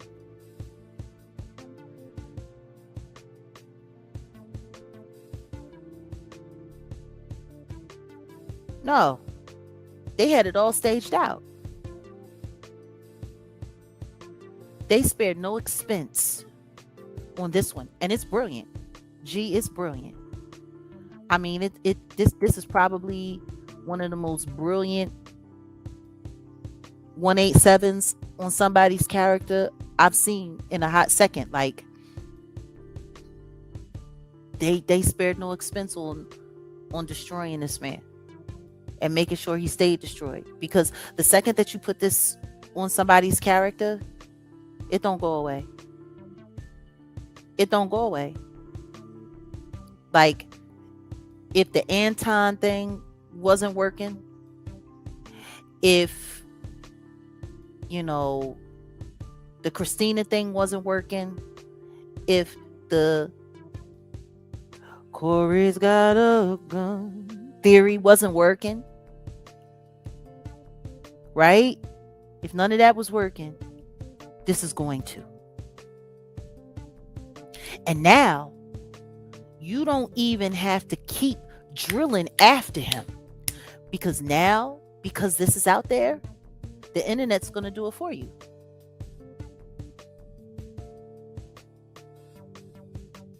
The internet's going to do it for you.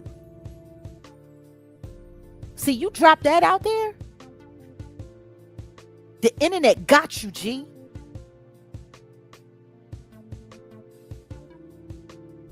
The internet, they got you. You straight. They gonna run with this. They're gonna run with this. They're gonna run with this. And you can sit back and it's on cruise control. And now you can take your time at dismantling and picking somebody apart. It's wild. And this was all done in 35 days. And it's interesting because when this first happened, when the whole thing with Anton first hit, I said to an associate,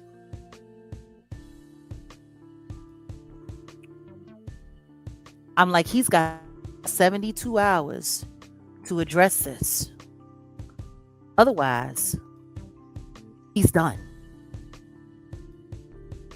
If he don't get ahead of this in 72 hours, they gonna run him down. And I was right. I was right. I just didn't see this coming. See, I don't. Now, see, look, here we go. We got this comment. And this is what I mean. And I want to thank you for putting this comment here, because you're actually proving my point. He is a trash individual, a PDF, and a loser. Yep, that's your opinion. And you have that opinion because someone took the time in the past 35 days to make sure you had that opinion. See, this is the thing that I'm tripping off of. And I want you to understand this, Queens. And please understand me well. You didn't come up with this opinion all by yourself. Someone made sure you did. Maybe you don't understand how dangerous that is. Maybe you don't get how scary that is. That's right. That's that new media. Somebody sat down and created a plan. Okay? And I just sat here and explained to you how that plan was orchestrated and executed over the course of 35 days. And now you're sitting here saying exactly what they wanted you to say. I'm not saying that your opinion is wrong. I'm not saying that you're not entitled to your opinion. I just want you to know and acknowledge that that's not your opinion. Somebody gave you that opinion. And guess what? You've decided to lean in on that. Because people had a lot of things to say about Corey Holcomb before now that didn't include PDF. 72 hours. He went from an asshole. He went from a woman herder, and now he's just a PDF.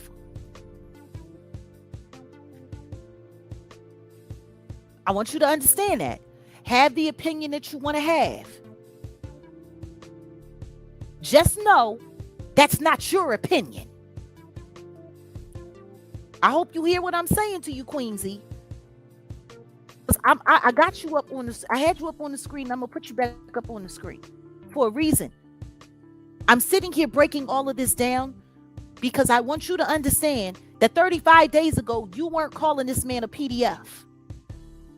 You're doing it now because someone orchestrated all of this information to be put together specifically for you to see it that way.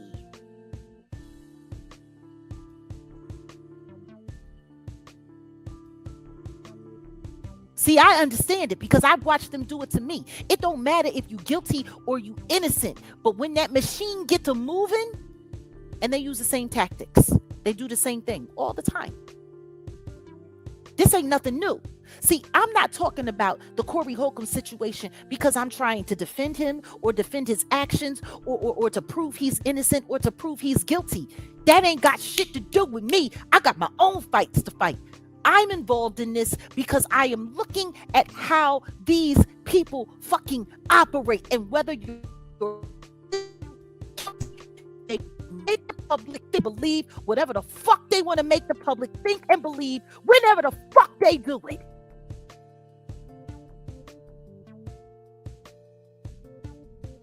Because all of this shit that they running with online, everything that they saying about this man right now, that shit's been there. It's been there. And guess what? People were sitting there laughing. It's been there for years. It's been there.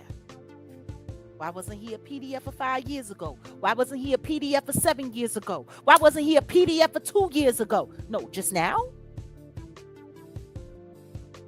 Yeah.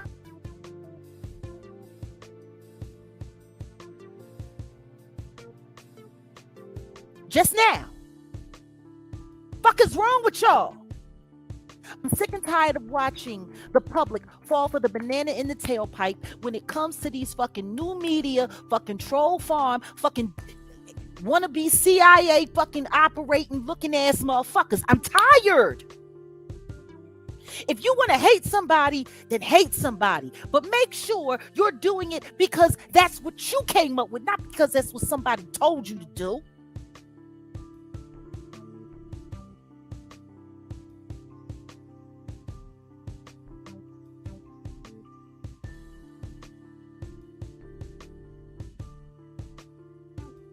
Is what he said terrible? Absolutely. And guess what? It was just as terrible when he said it 6, 7 years ago. 6, 7 years ago, it was just as terrible. Why now?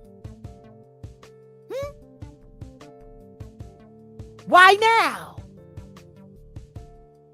It's the same way they went after Tory Lanez. It's the same way they went after me. It's the same way they go after everybody that they want shut down. Tory and Corey got one person in common. That fucking lawyer. Sure do. All of that information that they pulled together to dump on him over this weekend, all of that shit was there 35 days ago. Shit, why didn't they just start with there? If they wanted to fucking kill his reputation and get him offline, why didn't they just start there? They could have left that weirdo woman and that fake story about the GUN alone. Antoine Donaldson could have stayed in Detroit rather than coming and making a stir and dragging his family into this shit. Because if he had left Corey alone, everybody know Corey is off the chain. You went down and you sat with somebody off the chain and you talked crazy about your family. That's what happened. Sure did. Happens all the time on social media. You ain't special. The way they talked about me, the way they talked about my family, everything they done to me, everything they done with my personal life. You think I feel sorry for Antoine Donaldson? Not the fuck at all.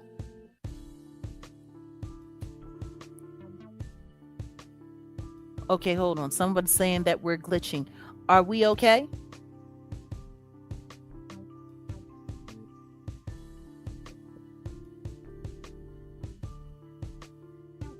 Like, I just want keep it all the way 100.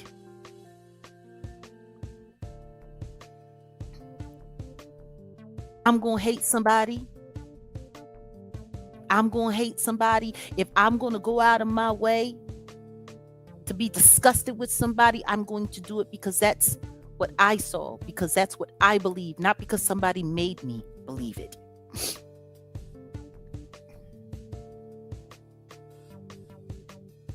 Okay. Can y'all hear me now?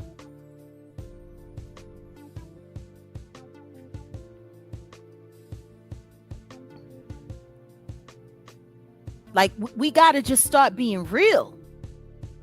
Is it terrible? Absolutely. Awful. I don't stand by nothing that he said in any of those clips. I don't condone it. But now I want to flip to the other side of this pancake. Now that we all so hot and bothered and so worked up, right? Now that we all so hot and bothered and so worked up,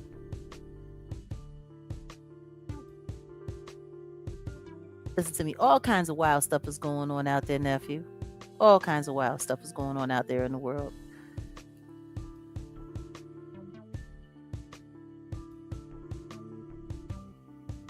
Okay. See, this is the thing. All right. Now you want to come up in here and say, no. Okay. Let's hear what Queens has to say.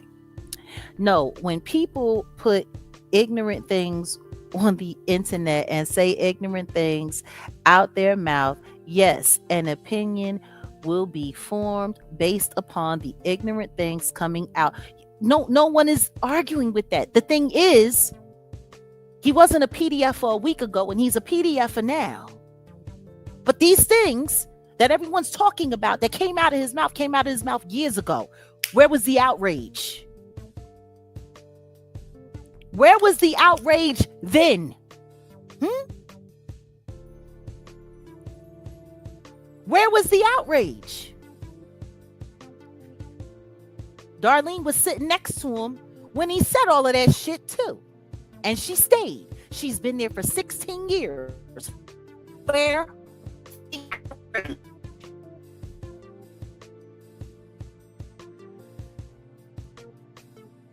Like, let's not be silly here.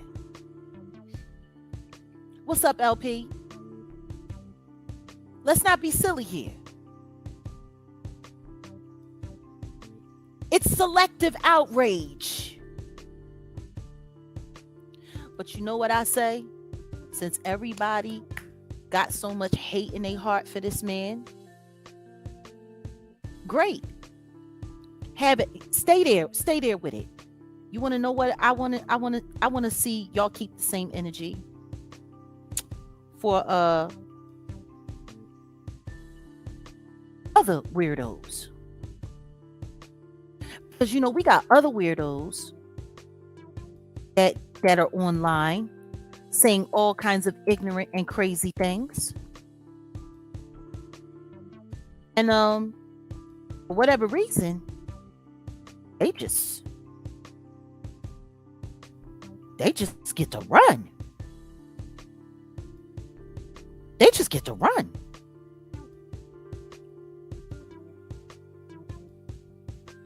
I posted it on my timeline earlier today. Okay, that's your opinion. Everyone's entitled to it.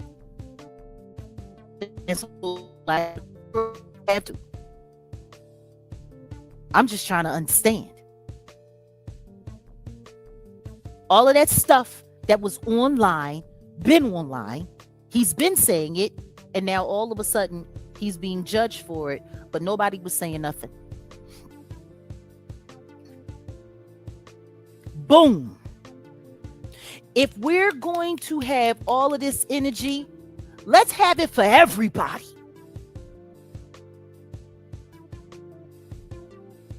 I was just listening to audio about Charlotte fraud the other day with him sitting there bragging was giving people date grape pharmaceuticals and how he was getting himself a little high too, so he didn't have to feel bad about taking advantage of them while they was passed out. No, he just got a $200 million deal with Netflix. And the serial crew keeps on rolling on. What about this dude? What about this dude? Yeah, the chair sniffer. He just gets to roll. What about this dude? The reason why I bring this up is because of the symmetry. There's some very interesting symmetry here.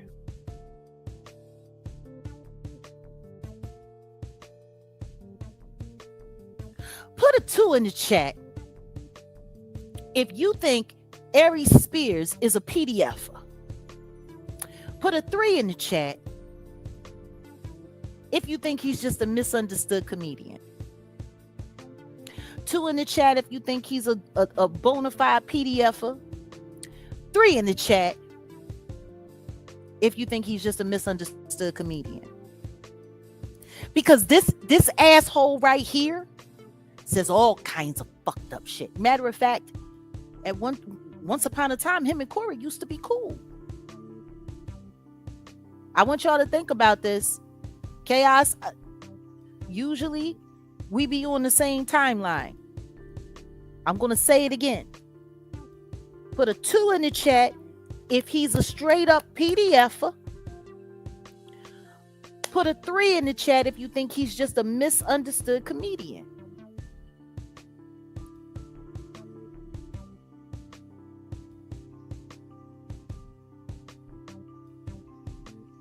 We talking about selective outrage. We talking about selective outrage. Let's talk about it. 2 in the chat if he's a PDFer. 3 in the chat if he's a misunderstood. Who got a Netflix deal? Charlotte fraud. Charlotte ain't no man. The fraud got a $200 million deal for podcasts with Netflix. It's funny how some people get to behave badly and tell all kinds of lies and do all kinds of craziness,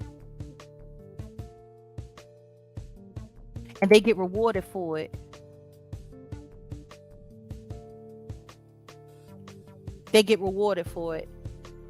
Others just get vilified and lose their work.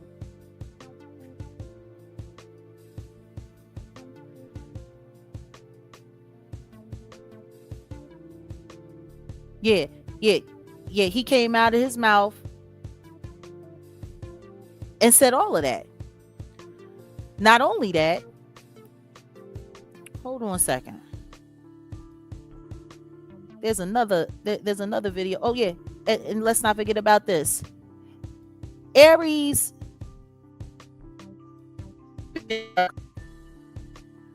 I would have flown to Epstein Island if he invited me.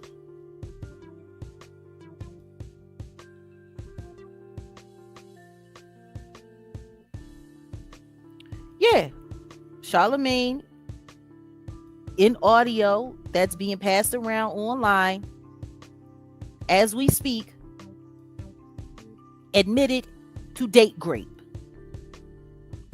Matter of fact, it was stated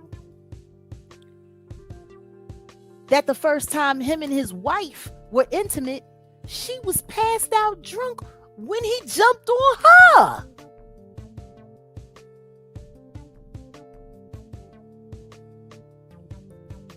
Oh yeah, he did bring that. No, he did bring down Tiffany. They brought Tiffany to heel. Let's not front on that. Let's not front on that. You know, I'm gonna pull up a few things, just a few. Actually, you know what? Let me get in here because this music. I like this music. It's good for thinking. It's good for thinking, but I think I want to switch it up a little bit. Switch it up just.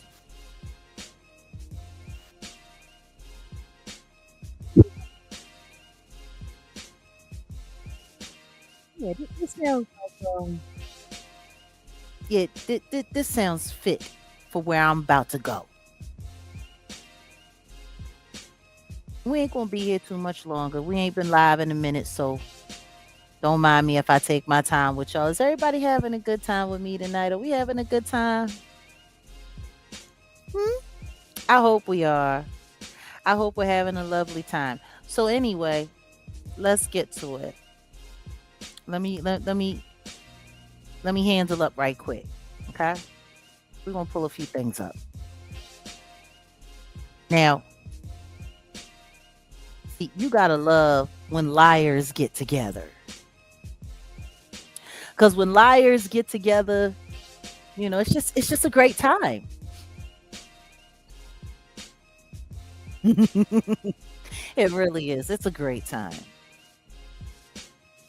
You know, I'll never forget when Vlad actually sat there when I was sitting with Pierce, Boss Baby. I'm a setup King Morgan invited me over there to try to ambush me in a we're going to turn you into a not credible person and discredit you all the way and line you up at the same time and all of that. Right? Yeah, when Vlad said that he would never have me on his platform because I'm not credible, but we're sitting here looking at the email from his producer asking me to if I would be willing to appear on their show. Yeah, you know, you gotta love it. Anywho's anywho's you know, you got Aries sitting over there with Vladimir Lyuski, right?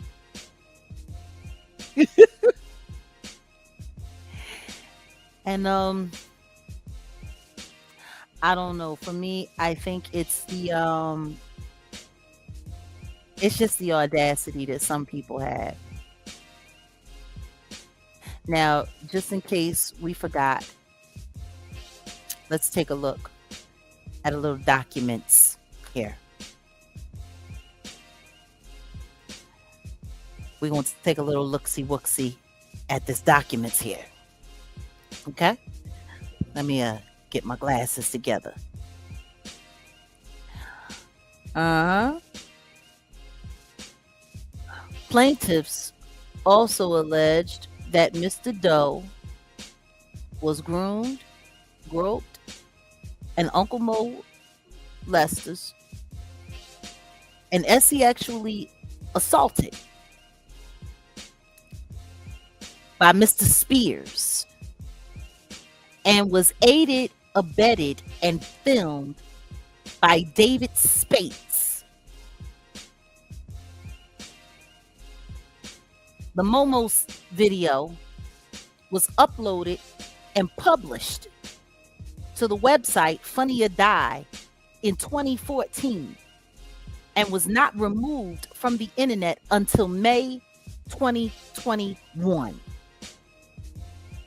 That's an actual segment.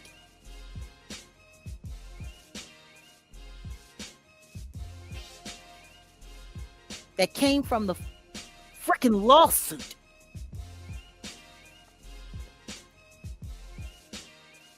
Y'all see what it says? Mr. Doe, because he's a young adult now, Mr. Doe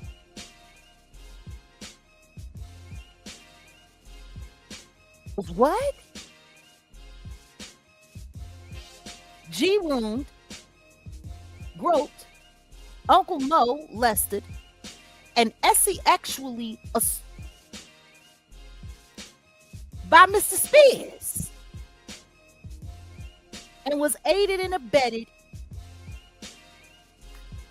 and filmed by David Spates. And that shit stayed up online for 7 years.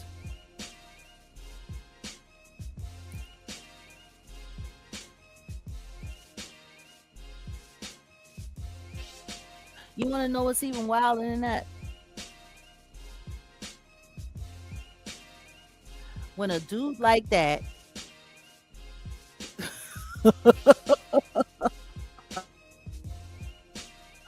with a dude like that, hold on a second. Do I have it here? Oh, no, that's something different. Here we go.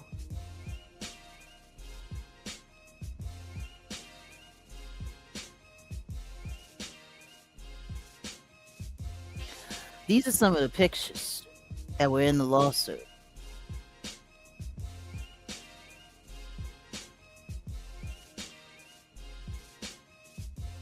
We're going into Patreon this week. We will start sharing these images this week of the pages. You should really see the pages for yourself.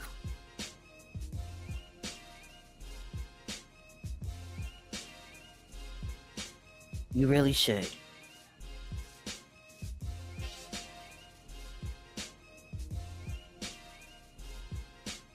You should most definitely see these pages for yourself.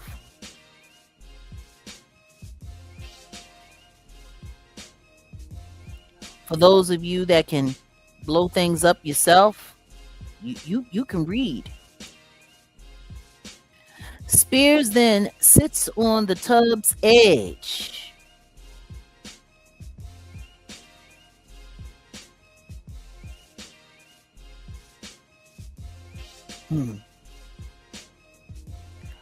Man. Woo. When the scene changes, Spears is holding a bottle of baby oil. Baby oil. Diddy's number one, preparation mode. Article 53 in this lawsuit. When the scene changes, Spears is holding a bottle of baby oil. Spears then shakes the bottle in a self-manipulation manner, squirting oil on the child's back. Spears then massages the oil onto the child's shoulders as pictured below. Bathtub scene 54. The scene cuts to Haddish watching the child in the bathtub, who is now undressed.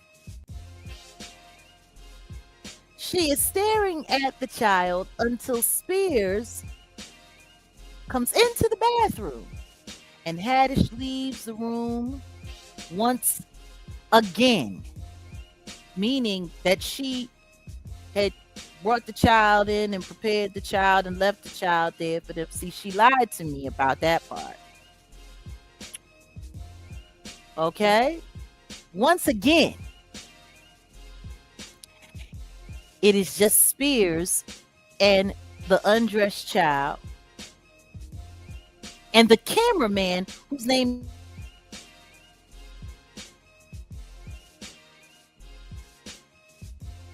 on the edge of the tub next to the undressed child and stares at the child playing with toys in the bathtub.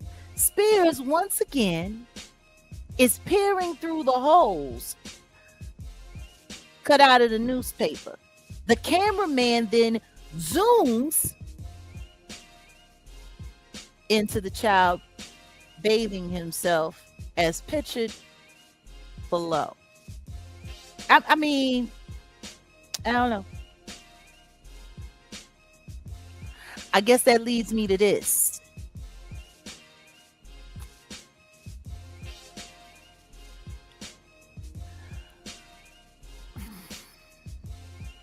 Let me take a second and let me talk to y'all for a little bit.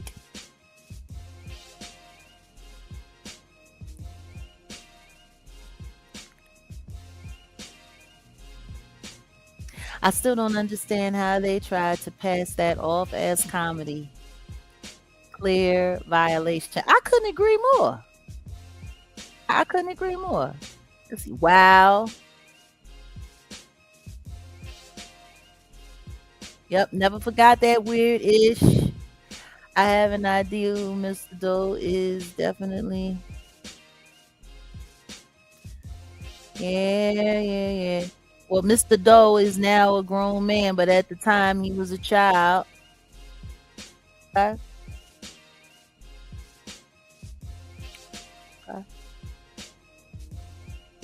Now, where we are right now at this moment with the image on the screen, see, I was on Instagram and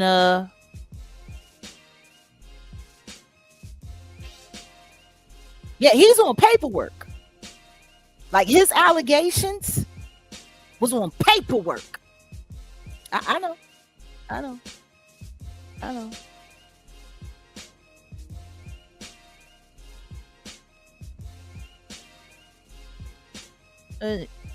Y'all with me? Are y'all with me? It's very nasty. It's very nasty. And this was on a website. They had this up on a website for 7 years. Funny thing is when it finally came back and when it finally hit, the only person that seemed to take down and destroy and ruin was Tiffany Haddish.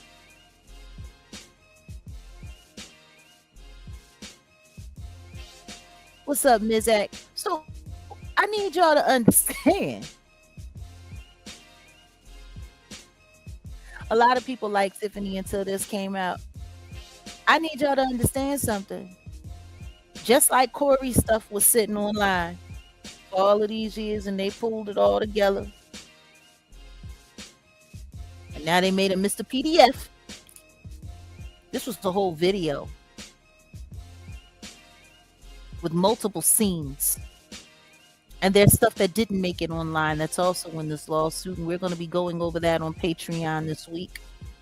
Because I want to remind everybody what a PDF actually is.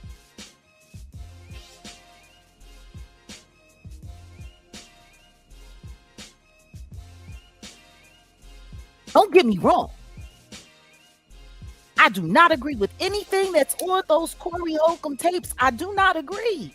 I'm not down with it.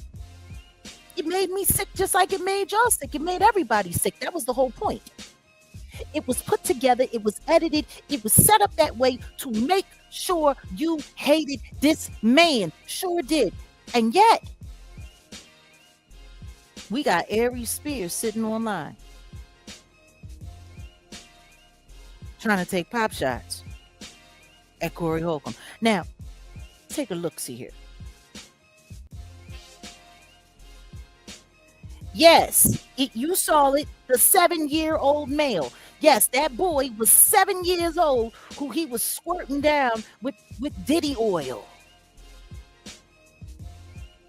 Baby on the baby oil. Sure was. So anyway, there was a content creator online. I really don't know him that well. But like I said, they made sure all of this stuff was all the way through the algorithm.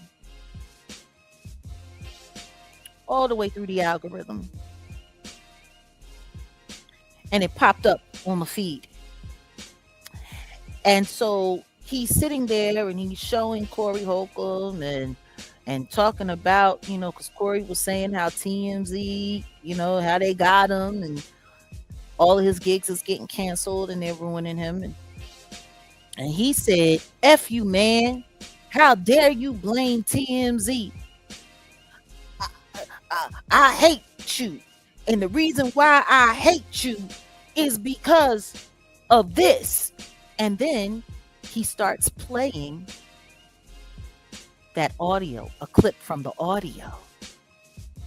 The portion, right? The portion where he's talking about the little child and the Welch's grape bottle. I think them starting off with that was so telling. I think it was so telling because what the hell else was that supposed to do but make you hate him when they played it?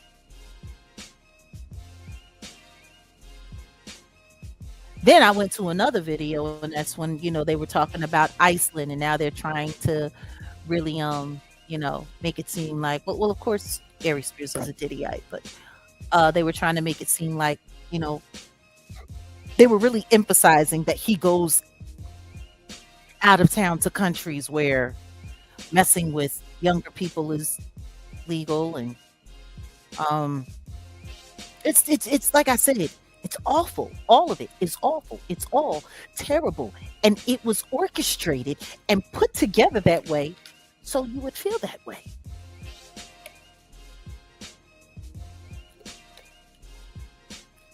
But no different than that Funny or Die video sitting online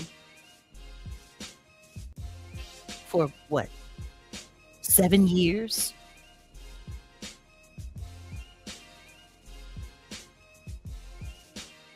The stuff that they put together in that recording. Some of that stuff goes back 7, damn near 10 years itself. Sure does.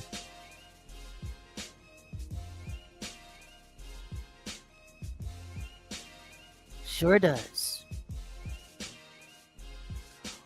So I'm asking you guys,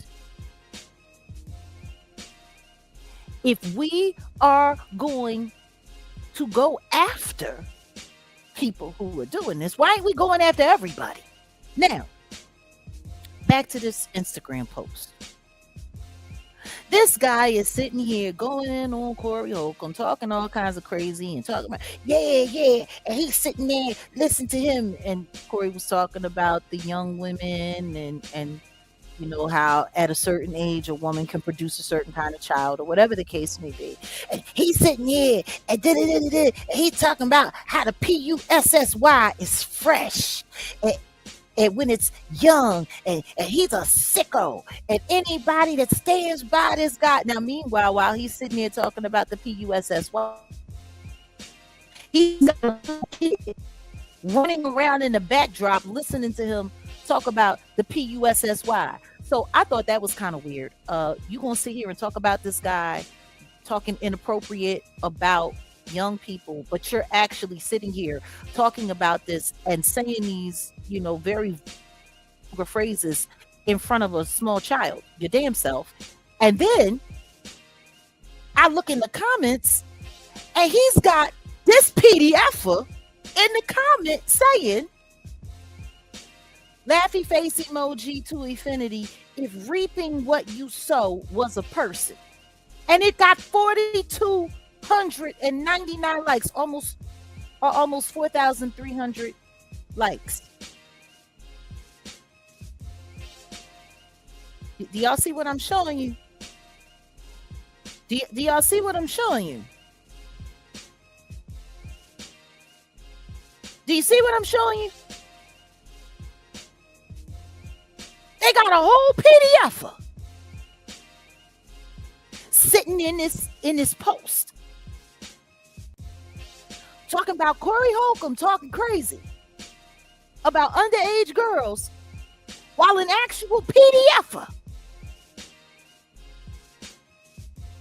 is sitting in the goddamn chat talking shit. That ain't no bot. Understand that? That ain't no bot. That is Aries Spears. They literally sitting here. Oh, Barbara Kelly. Salute. Make that make sense.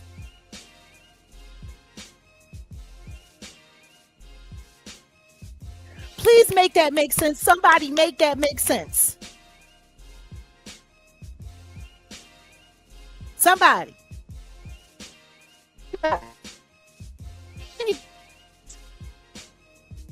Make that shit make some fucking sense.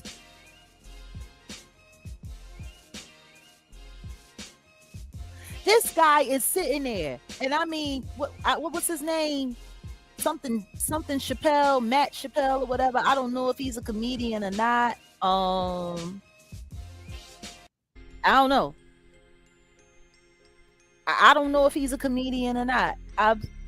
Like I said, I don't know the guy. But he's sitting there going off on Corey Holcomb, and he's sitting there talking about the PUSSY with a little kid running around in the background.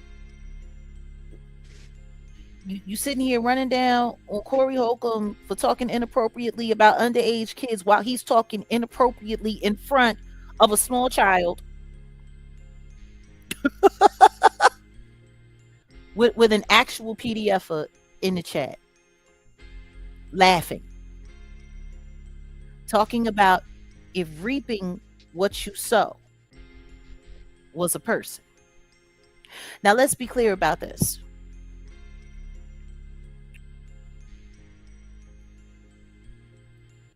Corey and Aries, they got history. They got history.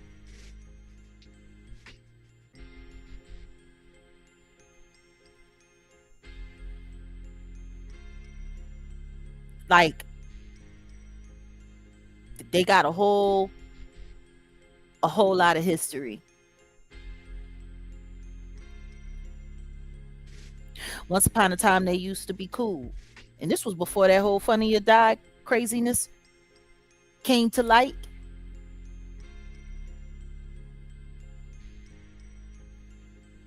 They used to be cool. This was back when Zoe Williams, I believe his name is, was sitting over there with 5150.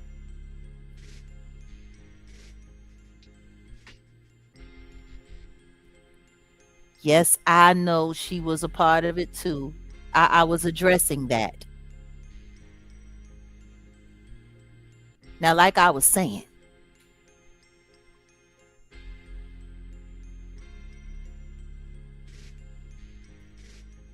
let's be clear. They used to be cool. Zoe Williams was there, and once upon a time, Zoe Williams and Aries Spears was getting into it. Aries Spears was talking all kinds of crazy. Zoe Williams told him to shut up. Then the next thing you know, Aries started talking out the side of his neck, like the PDF he is, and Zoe just boom jumped up and you know whooped his ass real fast. Camera went off, and all of that stuff went out. This was years ago. Zoe didn't get sued, but Corey did. They couldn't find Zoe, or they could find him, but they couldn't serve him because they didn't have his legal name, but they had Corey. So they, Aries sued Corey and for 20 grand, and Corey had to pay out. So there's bad blood always round.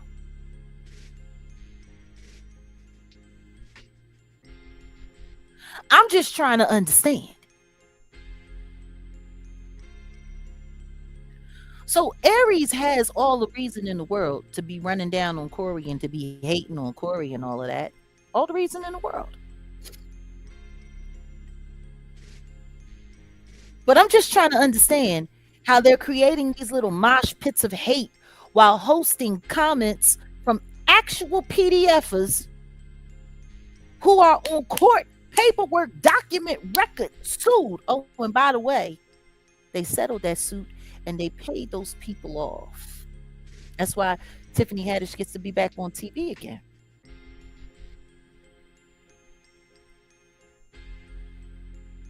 Because they paid them off. You want to know what's sad though? Every last one of those people that was involved, they all belong on the SCX offender registry list, right over there with Onika husband, for what they did to those kids. And there's more. There's more. What I just shared with y'all, there's more. There's more. And it gets worse. It's bad.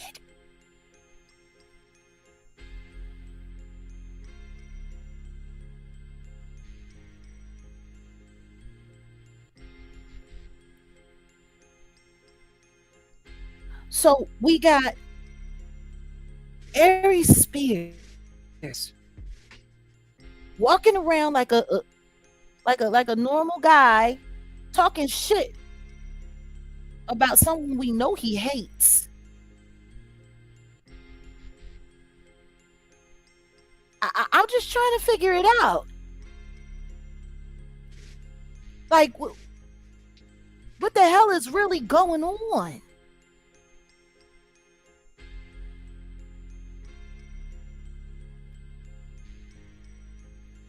Like,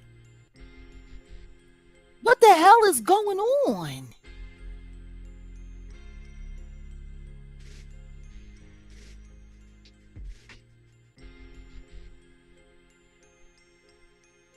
When an actual PDF gets to make fun of someone who's being accused of being a PDF.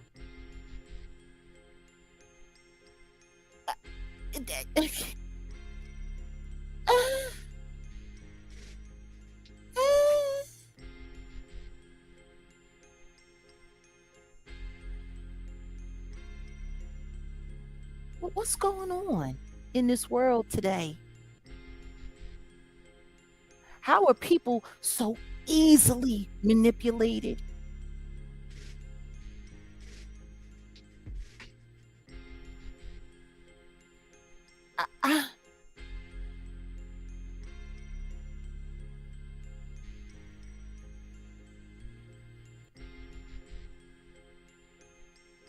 I'm going to tell you something right now.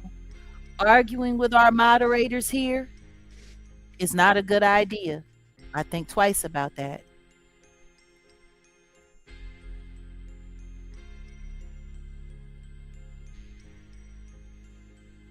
Like I just it's absolute hypocrisy.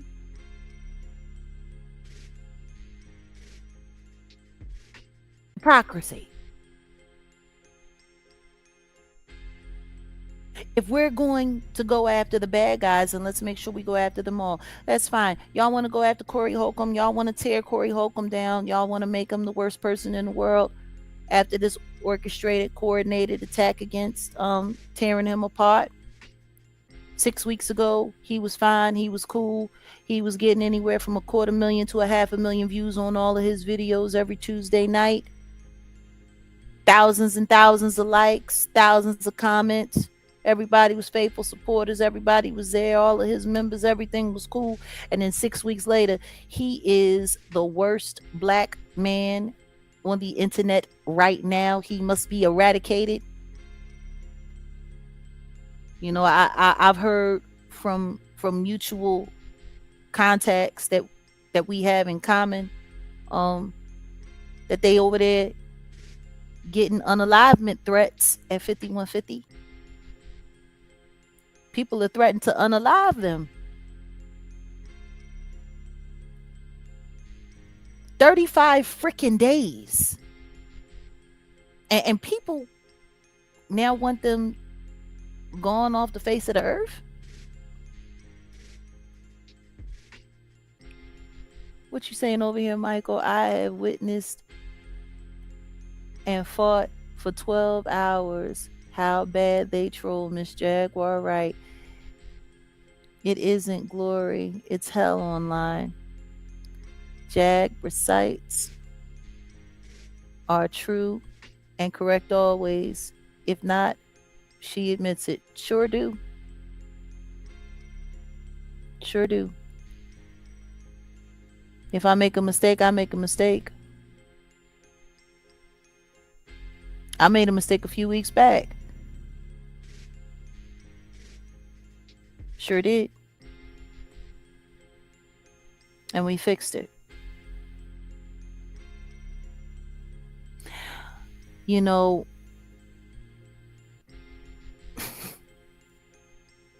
if we're going to hate on Corey Holcomb, then somebody explain to me why Aries Spears hasn't been handled up, why he's allowed to still be online, why he's still running around doing all kinds of wild stuff, saying all kinds of wild stuff, sitting here Schluminati covering up for, the Jigga Man and everybody, and trying to do disinformation on the Epstein files. Like, why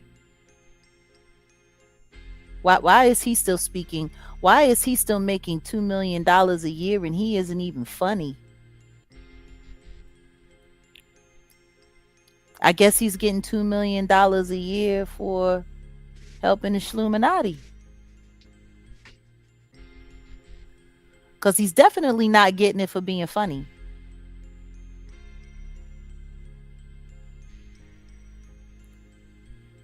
Sitting with another liar like Vladimir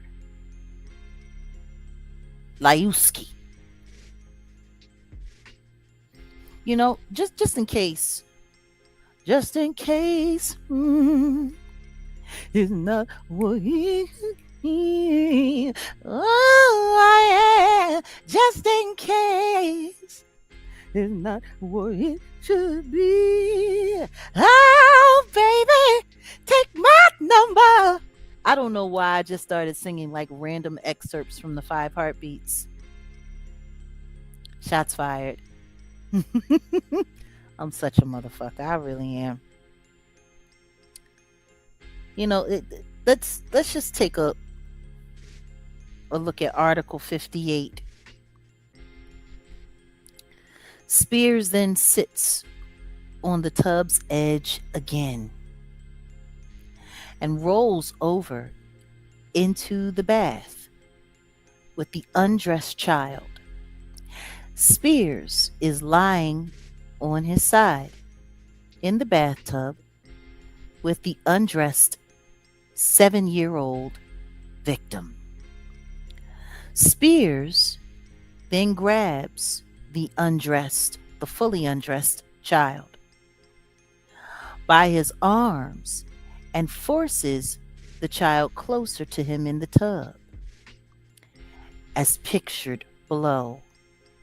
Kitchen scene, Article 59. The scene switches to a kitchen setting with the children, with the child in Haddish's arms. Haddish again leaves the child alone with Spears. Article 60. The child reads a comic book on the floor and begins to imitate the PDFer's actions of Spears. The child releases most of the comic book pages until all that remains,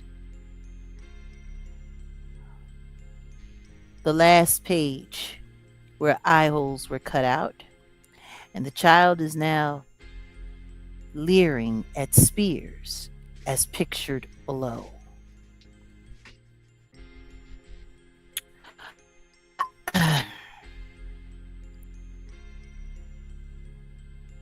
Do y'all understand?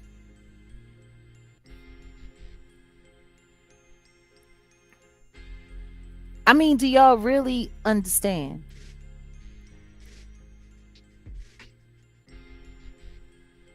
I mean, really. Do y'all really get it?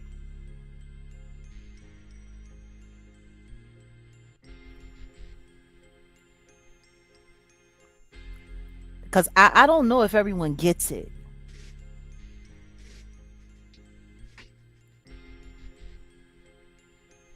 If Aries Spears was not arrested and taken to jail,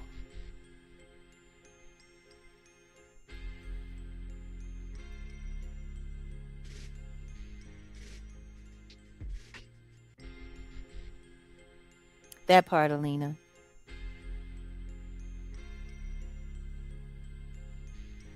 For doing what he did to that child. If David Spades, who filmed and edited it, hasn't gone to jail for what was done to that child,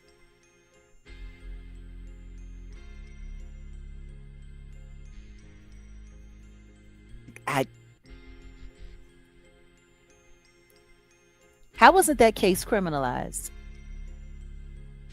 With what I just read you, like, how?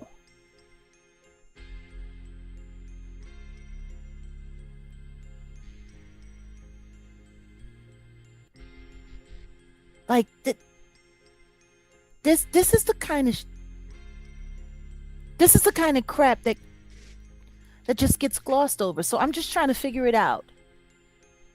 Aries Spears gets to do all of that stuff. Aries Spears and David Spades get to do all of that stuff. Aries Spears gets to make $2 million a year after doing that to a kid. Tiffany Haddish gets to go back on TV and pretend like none of that ever happened.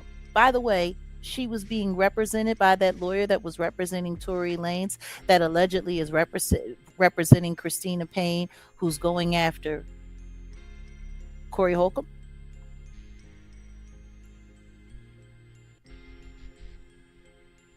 Oops.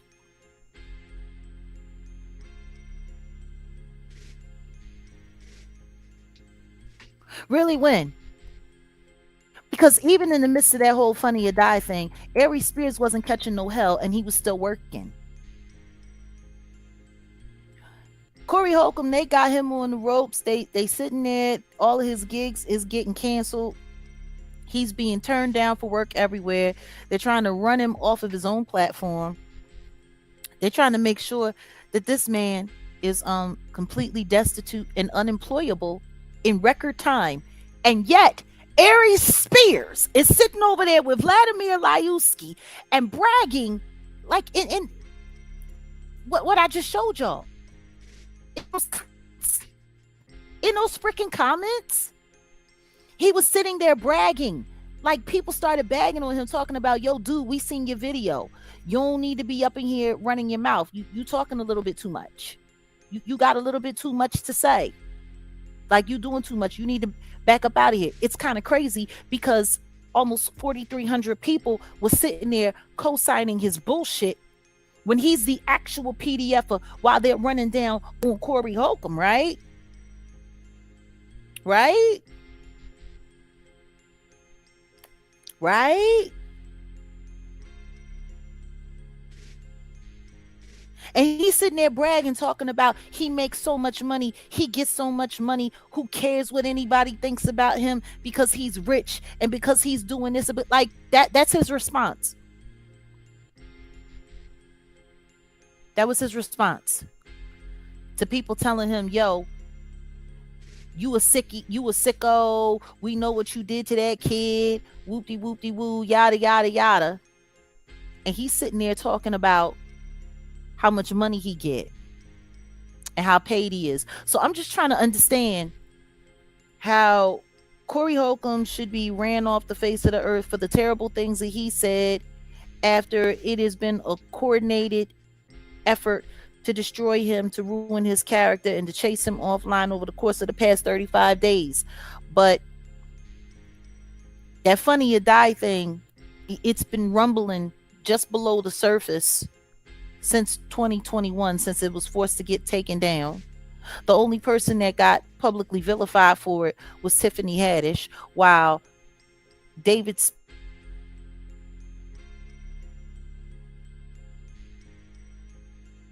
still doing all kinds of stuff, like doing whatever they want to do, getting looked after by the Schluminati. Like, I'm just trying to figure it out. Oh, thank you. Appreciate you. I sing from time to time still.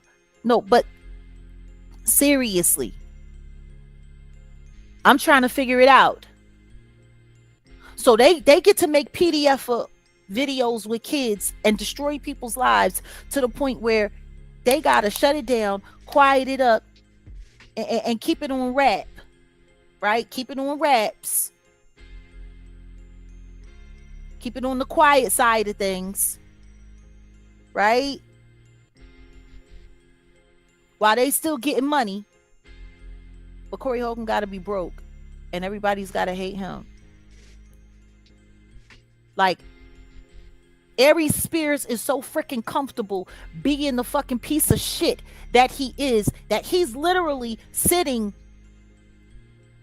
in the comments of someone vilifying someone for being a PDFer, and he's actually a fucking PDFer, and 4,300 people liked his shit. Does that make any sense? See, it's a selective outrage. It's that selective outrage that I'm talking about. That's what I'm talking about. That selective outrage. So what's fucking good?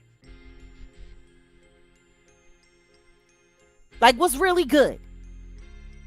When we so selective with it. It's crazy work. Why is he online and not in jail? I don't know. I would like to know, which is why I got smoked for Tiffany Haddish, because she was supposed to be sitting with me last year 2024 on the blue couch, and we were supposed to be going through all of this together. Because I told her I was going after Aries. I told her I was going after David Spades. I told her what they did to her, and for her to be the only person, the black woman, to be the only person to have to sit there and go through the heat of all this thing while these motherfuckers are sitting here making bank, making millions of dollars a year. Fucking David Spades working with religious production companies and shit. Like, and she the only one catching hell.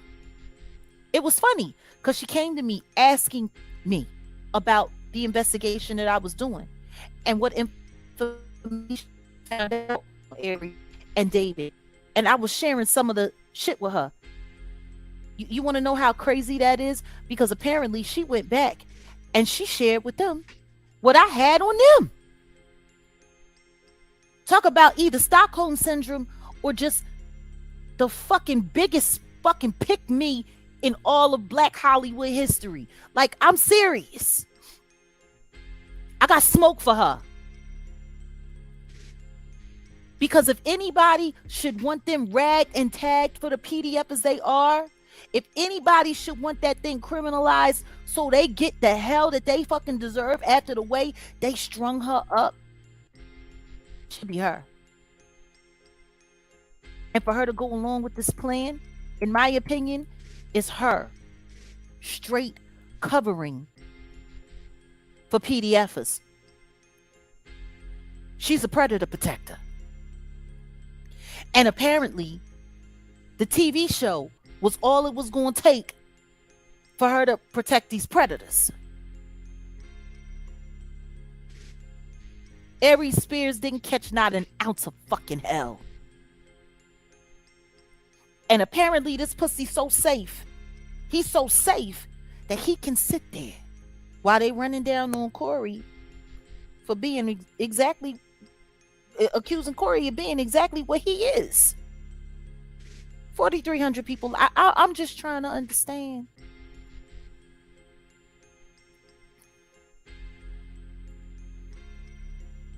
Yeah. After her relationship with Danny Boy. Like, I'm just trying to figure it out.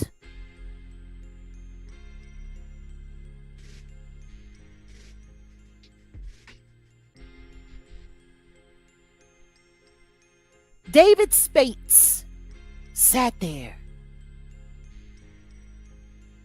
and filmed that crap.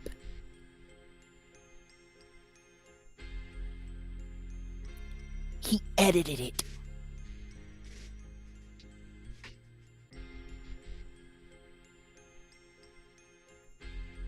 And then he prepared it to be released. And that shit sat online for 7 years. If we got all of this smoke for Corey Holcomb, then we need to have all of that smoke. We need to have all of the smoke. All of the smoke for Aries Spears and David Spates. All of it. Like, I'm sick and tired.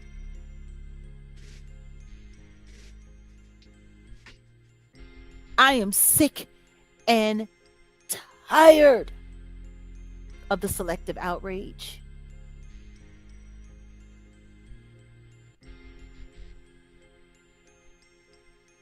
It's disgusting.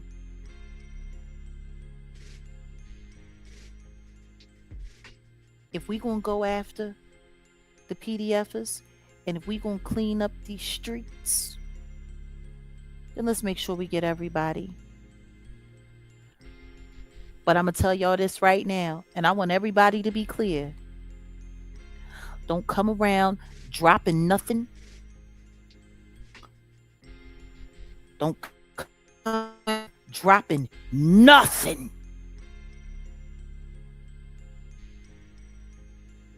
I don't want to hear no comments. I don't want to hear no nothing. I don't want to hear. Don't drop shit on my.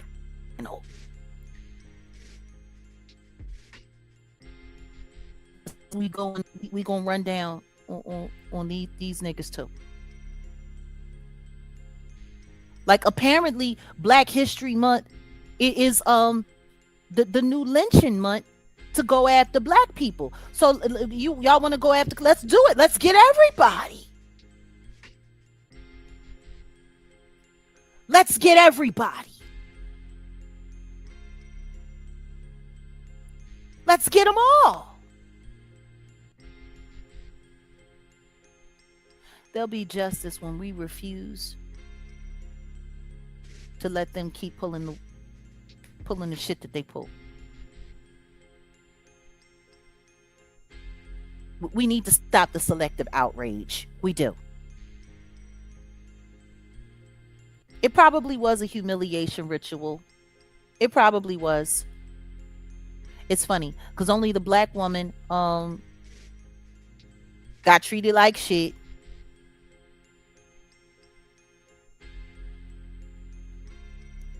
I understand, and please, let's be careful with the all caps. We don't do all caps over here, just moderators. But yeah, Yeah, they want to drain him to make sure that he can't fight it out in court. They do that. They do that too.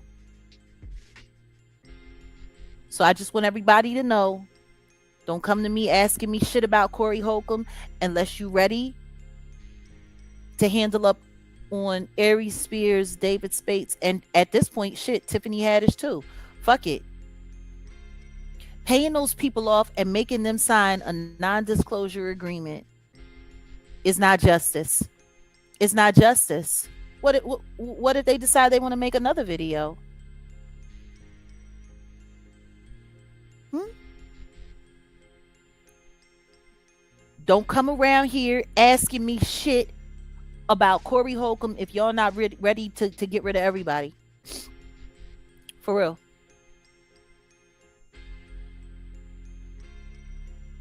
And for those of y'all who are actual members here, for those of y'all who are actually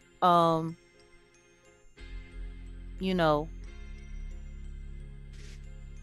real family around here, y'all already know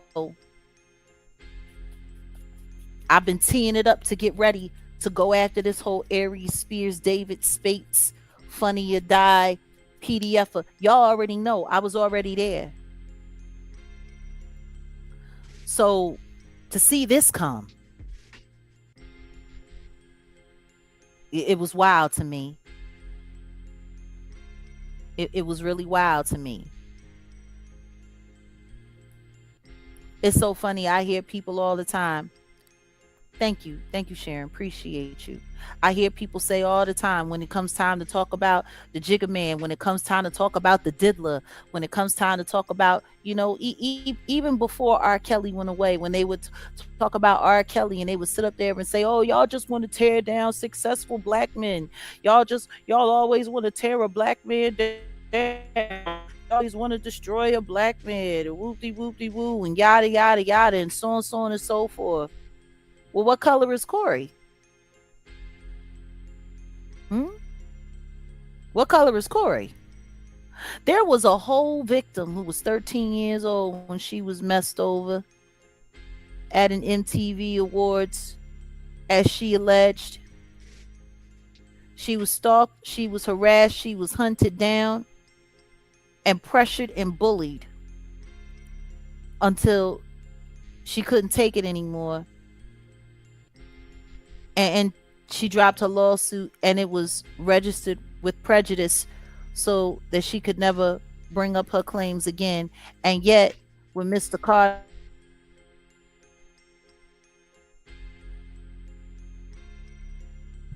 not even the judge could go along with it, which only means one thing, that there was evidence that she was telling the truth.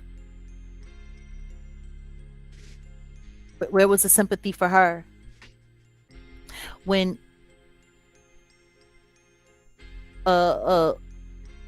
Alex Spiro got on television and they played that doctored up audio to try to make it sound like she recanted her claims against the Jigga Man, when that never happened. She sat online and she said,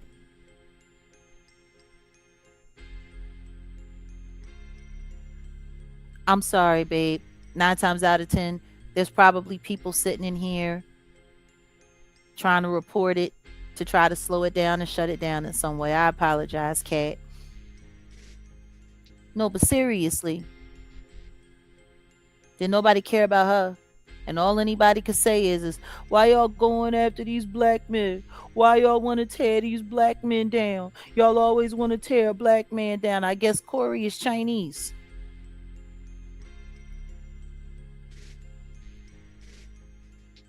See, it's the selective outrage for me.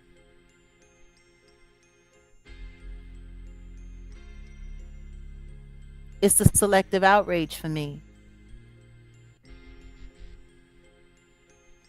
So we talked about what we needed to talk about tonight. If we not going to round them all up, don't come to me demanding that I speak on shit. Don't come into my comment section trying to hold me liable or calling me names or Yeah, he been doing what he been doing. Everybody's doing what they doing. You wanna know what's funny? People have been calling me a liar for so long. People have been saying that I've been making things up. People have been trying to find ways to discredit me, and yet those files came out.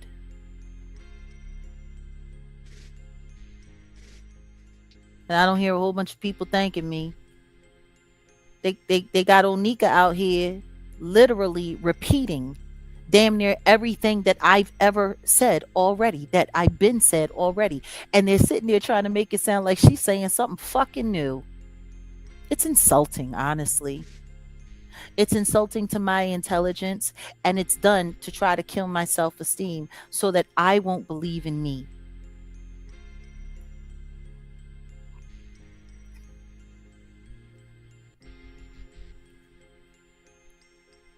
I'm done with the selective outrage. When y'all ready to get everybody, I'm down. Until then, fuck who you pick and choose.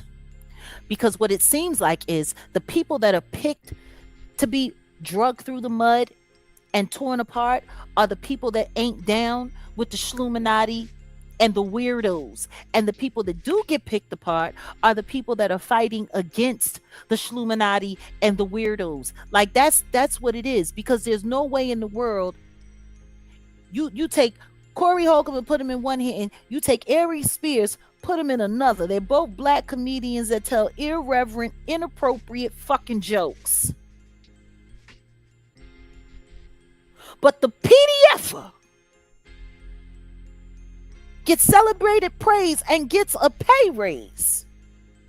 And the other who they've been trying to pin all kinds of shit on him that won't fucking stick.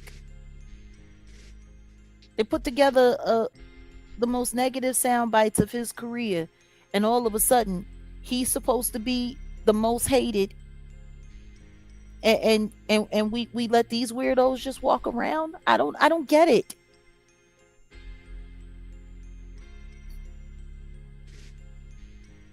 I don't understand.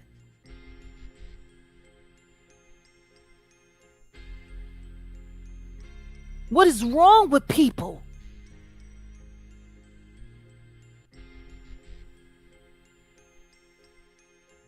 Are you kidding me?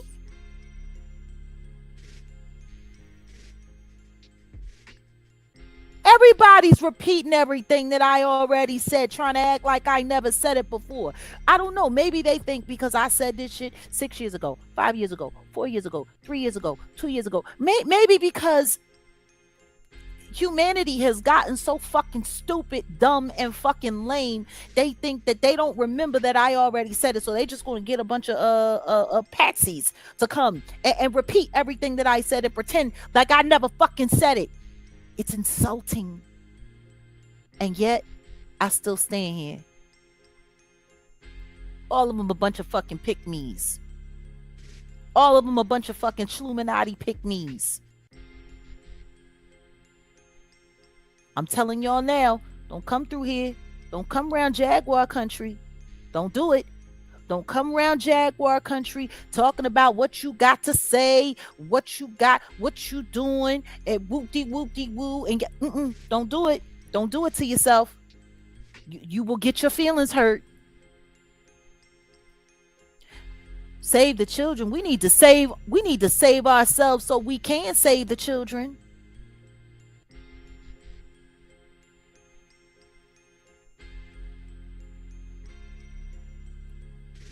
I don't understand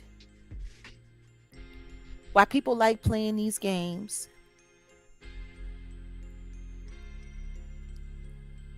Honey, we got better fish to fry. While all of this stuff is going on, there's other stuff going on. I was sitting in a lecture just a few days ago, and I'm going to tell you something right now. I'm just going to say this, and then I'm going to leave it alone. Project Stargate. Y'all need to do your research. That's not something I can talk about. I I can talk about here on YouTube. We'll have to create another way to possibly have that conversation in the future. But I'm going to say it one last time. Project Stargate. Y'all need to pay attention. There's other things going on. When they're this busy creating this much ruckus, it's because they're really trying to hide something far worse.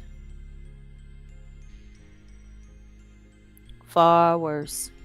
They've been sitting out here for years trying to get me to flip on real victims so that they can go and find a way to bully them and shut them down or get rid of them like they did that autistic victim in Alabama. They've been doing everything that they possibly can do to try to discredit me and shut me down. Stargate. Y'all just need to pay attention. Y'all need to pay attention because shit is a whole lot more fucked up than you think. We might possibly be able to do it over on Patreon, but we need to have that conversation as well. Like, it's time for me to start figuring out how I share with you guys and what I share with you guys. It's not, and they do feed off of emotional energy, so let's be very careful what we give them. I'm going to get ready to sign off, guys. I wasn't expecting to be here this long, but I wanted to make my point. I like to sit down and I like to make sure that everybody understands and gets it.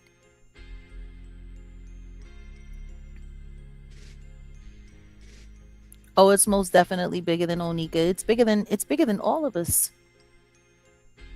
It's bigger than all of us. But just know this.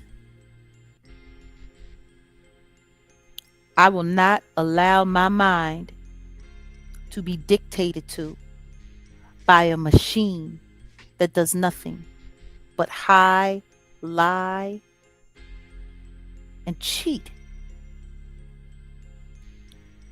people out of not only their justice but their common sense. So on that note, guys, I just want to say I appreciate you for coming out.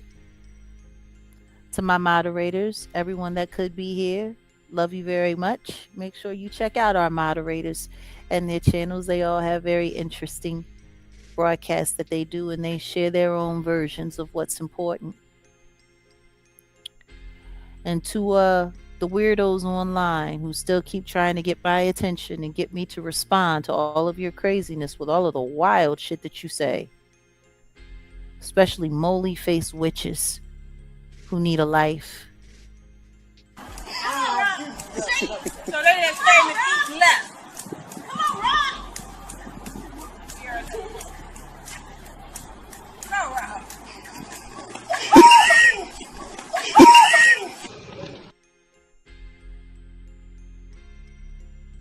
If at first you don't succeed, go kick rocks. Go kick rocks. You understand?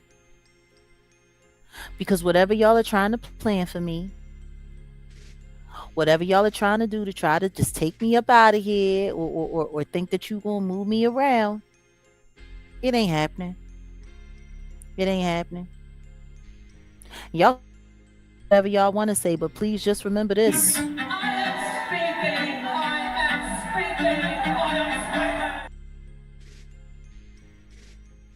And I'm going to keep on. That's not going to change.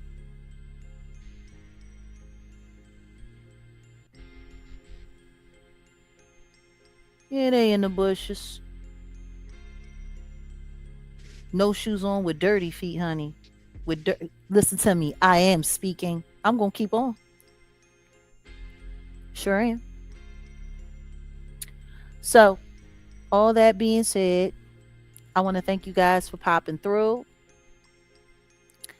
It's been an interesting night. I think we've had you know, I think we've had a decent time. And hmm,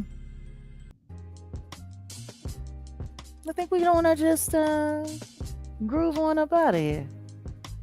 So, God bless you all. Much love to you. Until we meet again. Until we meet again. Peace.